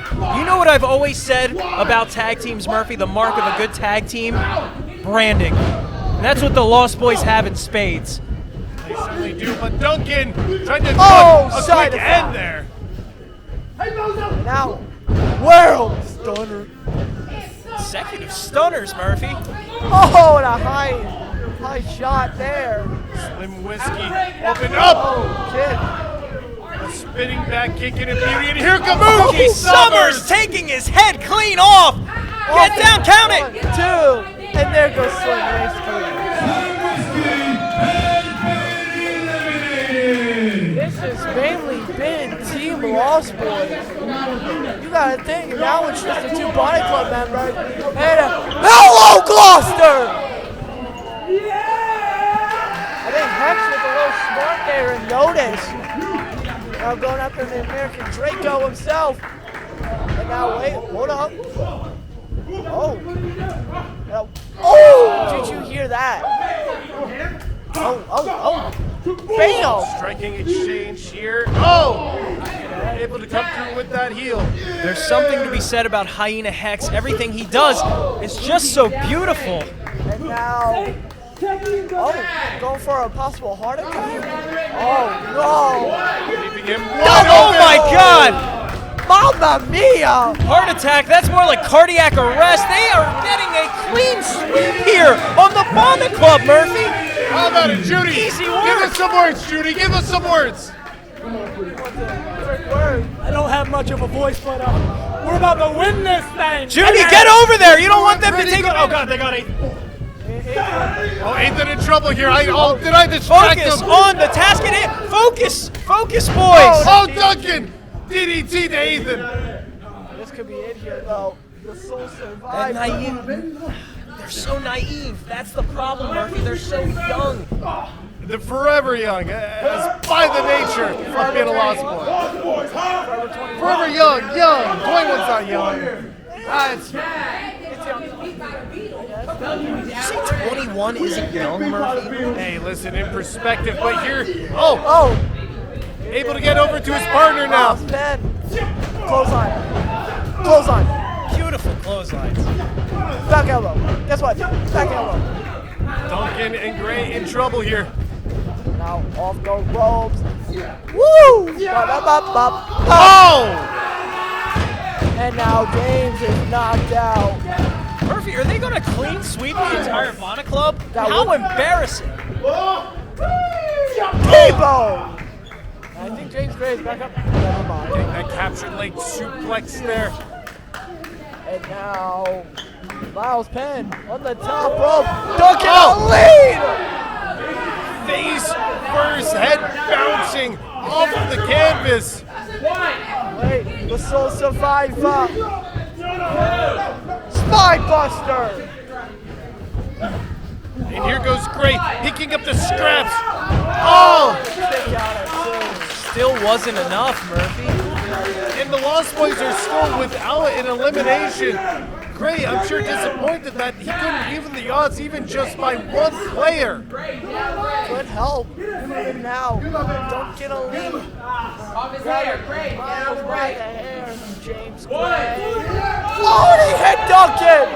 That wasn't smart. Breaking down here. Oh! Double super kick.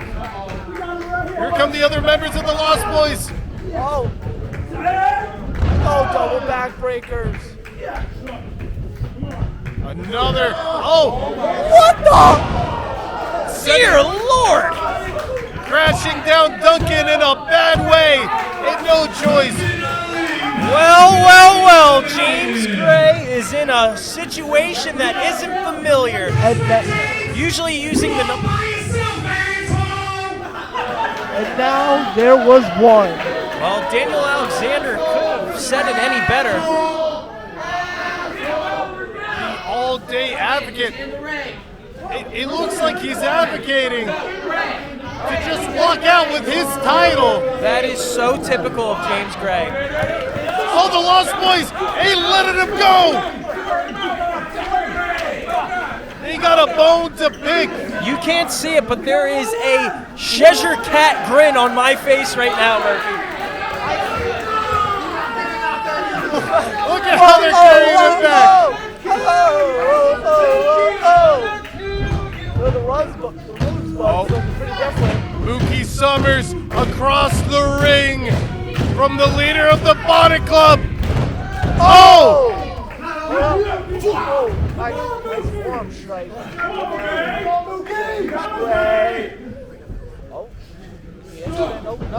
An explosion out by Summers. Caught now. Sayin crashing down, going for a pin. Referee. Oh! Out at 2.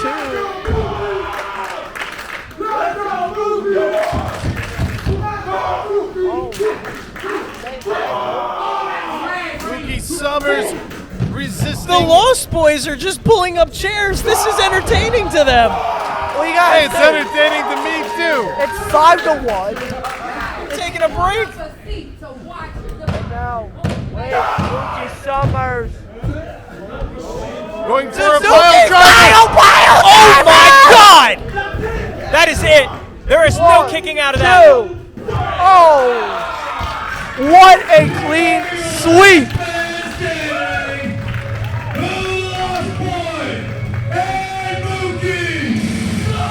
Gentlemen, what does this say about James Gray?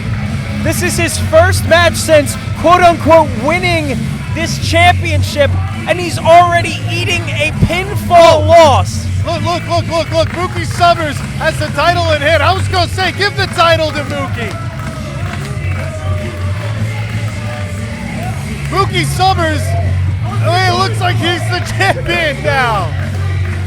James Gray isn't really proving to be the interim champion that he was hoping to be already. It hasn't even been an hour, Murphy. It's been like 45 minutes. Well, now up on the shoulders of the Lost Boys. What a day, what a Thanksgiving feast for these 5 men. These 5 best friends. Well, I think the world of all 5 men. Mookie Summers, obviously a tremendous single stars, but the Lost Boys being one of the best tag teams this side of the Mississippi. Those definitely there. What a easy, clean sweep for the Lost Boys here tonight as we transition into our main event of the evening. Take it away. Gentlemen, it has been a privilege being here all night with you. I've seen men drenched in cream. I've seen Lost Boys take out the trash, and I am excited for this main event. Well, it is a main event to be excited for. Just saying, putting his Omega Championship on the line. Are you ready for your main event? No, man, I don't think my man Ali Baba would hold his socks in. Are you ready for the main event? That's what I'm talking about. European do your thing, baby. Well, it is main event time here in the Pine Civic Center here in Gloucester, New Jersey. Murphy, Nucci, I want to pick your brains. What do you think's going on going into this match? Who do you think's going to become victorious? Do you think we're going to see a new champion? Well, if there was ever a time that this title was in jeopardy, I do have to give acknowledgement certainly to Daniel Alexander, the high-flying champion, when he stepped up to Just Saying. But this is a man, another breed, one of the fastest rising stars here on the independent scene, the president, Samael Fawzi. And let me tell you, every time this man steps into the ring, I become a fan again. Look at that cold, icy stare. It's reminiscent of somebody like Mike Tyson. No theatrics, just staring cold dead into all the fans here. He is ready for a war, Murphy. Now, you all forget about this. This man's technically a part of the embassy. Think about that. Samael Fawzi is technically a part of the embassy. A current Super Crazy United States champ. He's been held in that title for over a year, but not as long as this man. Just saying, over 580 days as champion. He has won that on April of 2022. I saw him live here, winning that title, and almost 2 years later, seeing him defend it here again against Samael Fawzi. Certainly impressive hitting the 500-day mark, but does that spell danger for Just Saying? Does that create an apathy, Murphy? Do you start resting on your laurels? You gotta make sure. The one thing that we say in my daytime job as a counselor. You can never rely on thinking that you just got it. You gotta continue to pay your rent. You never own the house. It is up to Just Sayin to know he has to prove himself every time. I think the longer this title reign goes, Murphy, the more difficult it is for Just Sayin to keep that same vigor and that same fire that he had when he was going for that This championship. is your main event. We get a rough hour, please. And it is for the WeR1 Omega Championship.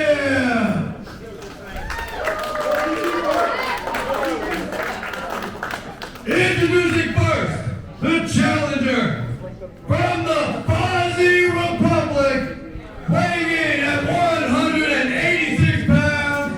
Please put your hands together for your president, Samael Fawzi!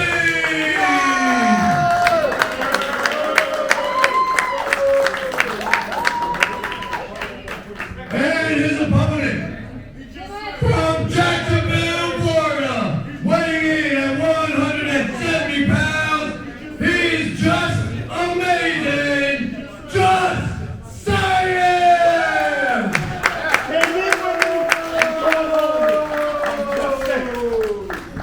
Well, here, guys, this is our main event of the evening. Well, Murphy, I'm going to call it right now. I don't think Just Sayin is retaining this championship. You know what? I'm just saying that he's not going to retain this championship. You're not just saying. You can never count out Justin Sayin. He's just saying. Honestly. he's Neither one of these men are going to win the name Olympics. Between Sam I Am and Just Sayin. Hey, you put some respect on both their names. And I'll tell you what, look at the names that have come out of the embassy. You have the likes of Keith Lee, Tommaso Ciampa, Mia Kim. Right now, Swerve Strickland putting the world on fire. That is the type of caliber that Samael Fawzi has existed around. While I might be joking around, Samael Fawzi is certainly an impressive competitor. For the Omega Championship, we have two alphas in the ring currently. And a Dr. Seuss champ is in the building. How y'all feel? I mean, green eggs and ham. Don't sound that bad right now. How about you? Man, you aging bad. I would not, could not, on a boat, in a moat, or anywhere near you, Nucci. How about you, Brian?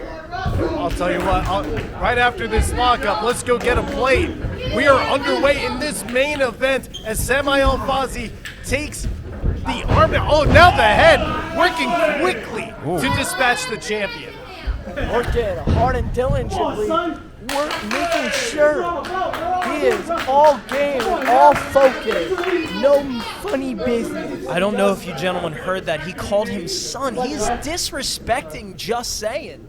I'm just saying that is disrespectful. And me personally, I wouldn't like that slot. Just saying, digging right underneath the chin. Wherever the head goes, the body will follow. He knows that because he is the smaller competitor here. But the quicker. You might also have that strength advantage as well. Sometimes when you have a little bit more of a base, you're able, to get that leverage to pop somebody over. Look at him getting in the face of one of our fans here.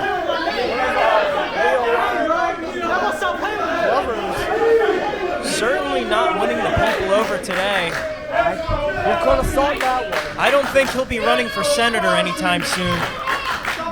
I would vote for Samael. Nucci, you can't vote. You're too young. He's not wrong. You see the Dukes going up from Just Sayin, going for that waist lock. Samael Fawzi able to reverse it, apply one of his own before receiving a drop toe hold. Ooh, really digging in that ankle. I was going to say, I had that single-legged Boston Crab in, but no. Samael Fawzi rolling to the outside. Speaking of from experience, I've had a number of injuries to my leg, and one being Hold up! ankle! Straight to the back. If you torque that ankle, you take away a very important part of the match, which is speed. They cannot run. They cannot move like they can. They cannot kick out. Wildly getting a reverse DDT there.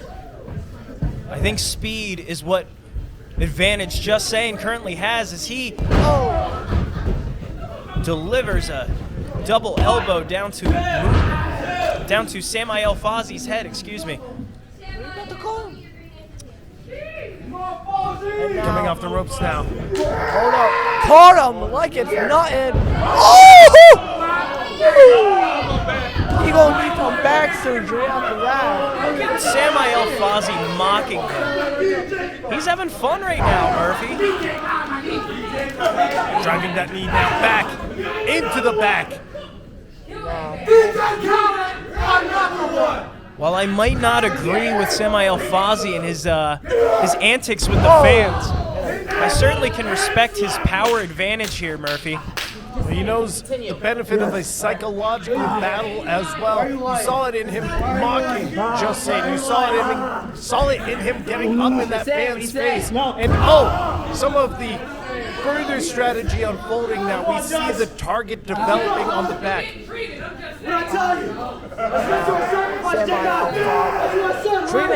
Just Sayin like she's nothing. I'm gonna be honest. But wait, Just Sayin, roll up. Small package here, and not able to get the other leg, perhaps cost him there. Schoolboy. Murphy, thinking about Samael Fawzi, he has such a legacy and a history to live up to with the Embassy. This match is, like any other match for him, is him proving himself that he can stand with the likes of Keith Lee, a Swerve Strickland, and many others. He is trying to live up to that expectation, and that is quite a heavy feat. Oh, and that is a heavy hand. Ow! Down on the bare chest of Just Sayin.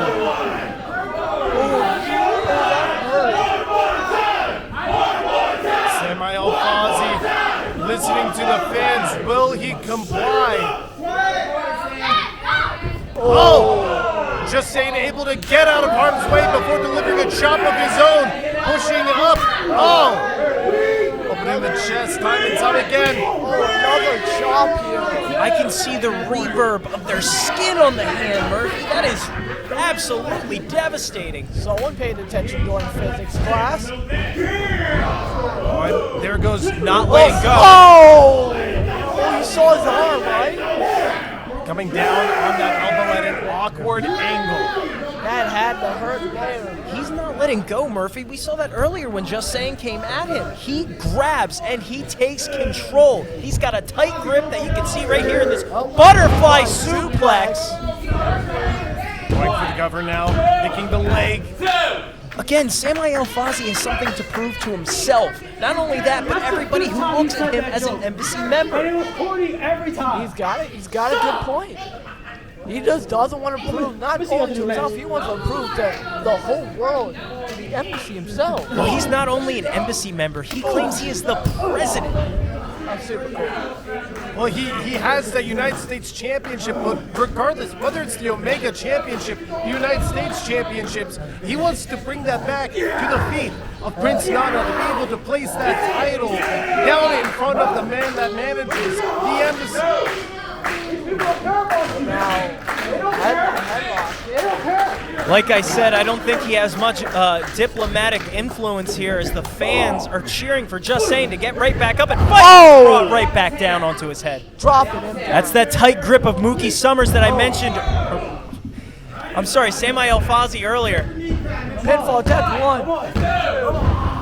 Both great competitors of great caliber. A good contender for the Super Crazy United States Champion or the WeR1 Omega Champion. Think about it. Think about it. Samael Fawzi standing over the champion. Saying he's a loser. Listen, I do not agree, again, with how Samael Fawzi goes ahead of dealing with fans, but I just can't take away from his ability to just ground and pound on Just Sayin as the tides have turned. Oh, never mind. Once again, this is what I mean. It's that tight grip. He does not let go. Grabbing the wheelbarrow. Oh! Facebuster. It looked for a second like Just Sayin was able to save himself just a bit, but I think that injured elbow came back into play off of that German suplex. I don't think he was able to defend himself properly because of it. If I were Just Sayin, I would just create as much distance as possible, Murphy. I talked about distance earlier, but this would work to his advantage. Once he gets that grip on you, he is not letting go. Oh, Just Sayin, trying to get those shots into the midsection, trying to get a little bit of a reprieve. But look at how much more Samael comes down on him, Just Sayin with those short shots. Oh my goodness. Now he's reeling back, digging deep. Oh, boom! Forearm right to the face. And now Just Sayin. Nope, never mind. Samael Fawzi. Oh, gliding right into each other. Oh, taking it down just like that. And now, oh, with a back elbow. Just Sayin taking full advantage there. Leg across the chest. You see how calculated Just Sayin is getting? He wants to make sure that every move is meaningful. He does not want to get close. See that? He almost grabbed his foot, Murphy. Oh! Driving the knee down to the back of the head.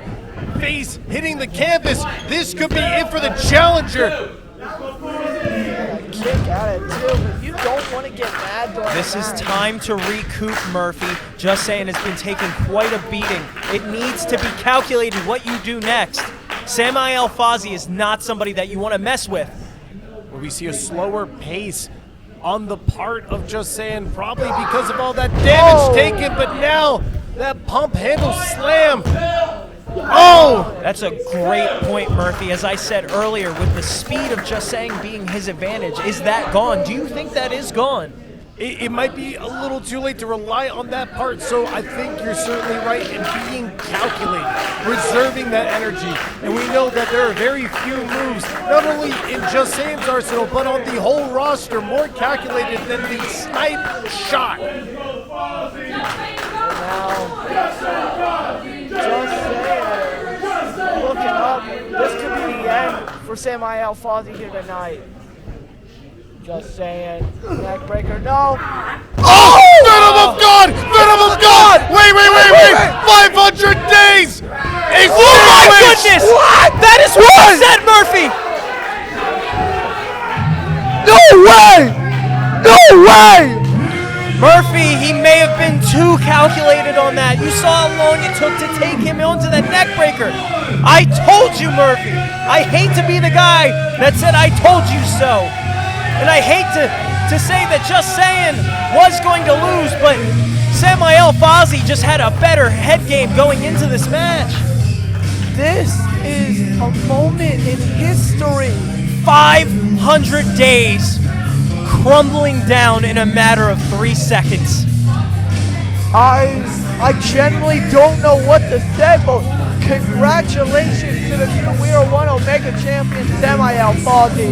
If I could speak on the behalf of my other correspondent, Brian Murphy is at a loss for words. I just see his shocked face, his mouth agape. I'm trying to wrap my head around I how can't believe things it. have changed this year. Whether it be the Omega Championship, whether it be the United States Championship, whether it be with OTN, The television over at Super championship. Crazy, whether it be with OTN over at Super Crazy, or heck, not United, the embassy with Prince Nana. Look at the caliber, the resume that is building for young Samael Fawzi. What a show, Murphy. I had a wonderful time sitting here alongside with you and Nucci. Would you guys like to close us out? Well, this has been a fun show. I've been Nucci. That is Brian Murphy. Hi, Chris Rocco. I'm the Wild Child, and thank you for joining us here with WeR1. Goodbye. 4th and 5th grade was the hard days. Detention and suspension was the always. By the time I made it high school, it was the always. Yeah, them was the wish I had a car days. Cause all the students that was trapping, they was all paid. And we was all broke. That's when the law broke. Cops catch us, won't say a word like our jaw broke. Picture me back then, look at me right now. Perform in front of 20,000 on the mic now. I caught a couple cases, I had to pipe down. Was living in the dark, I'm in a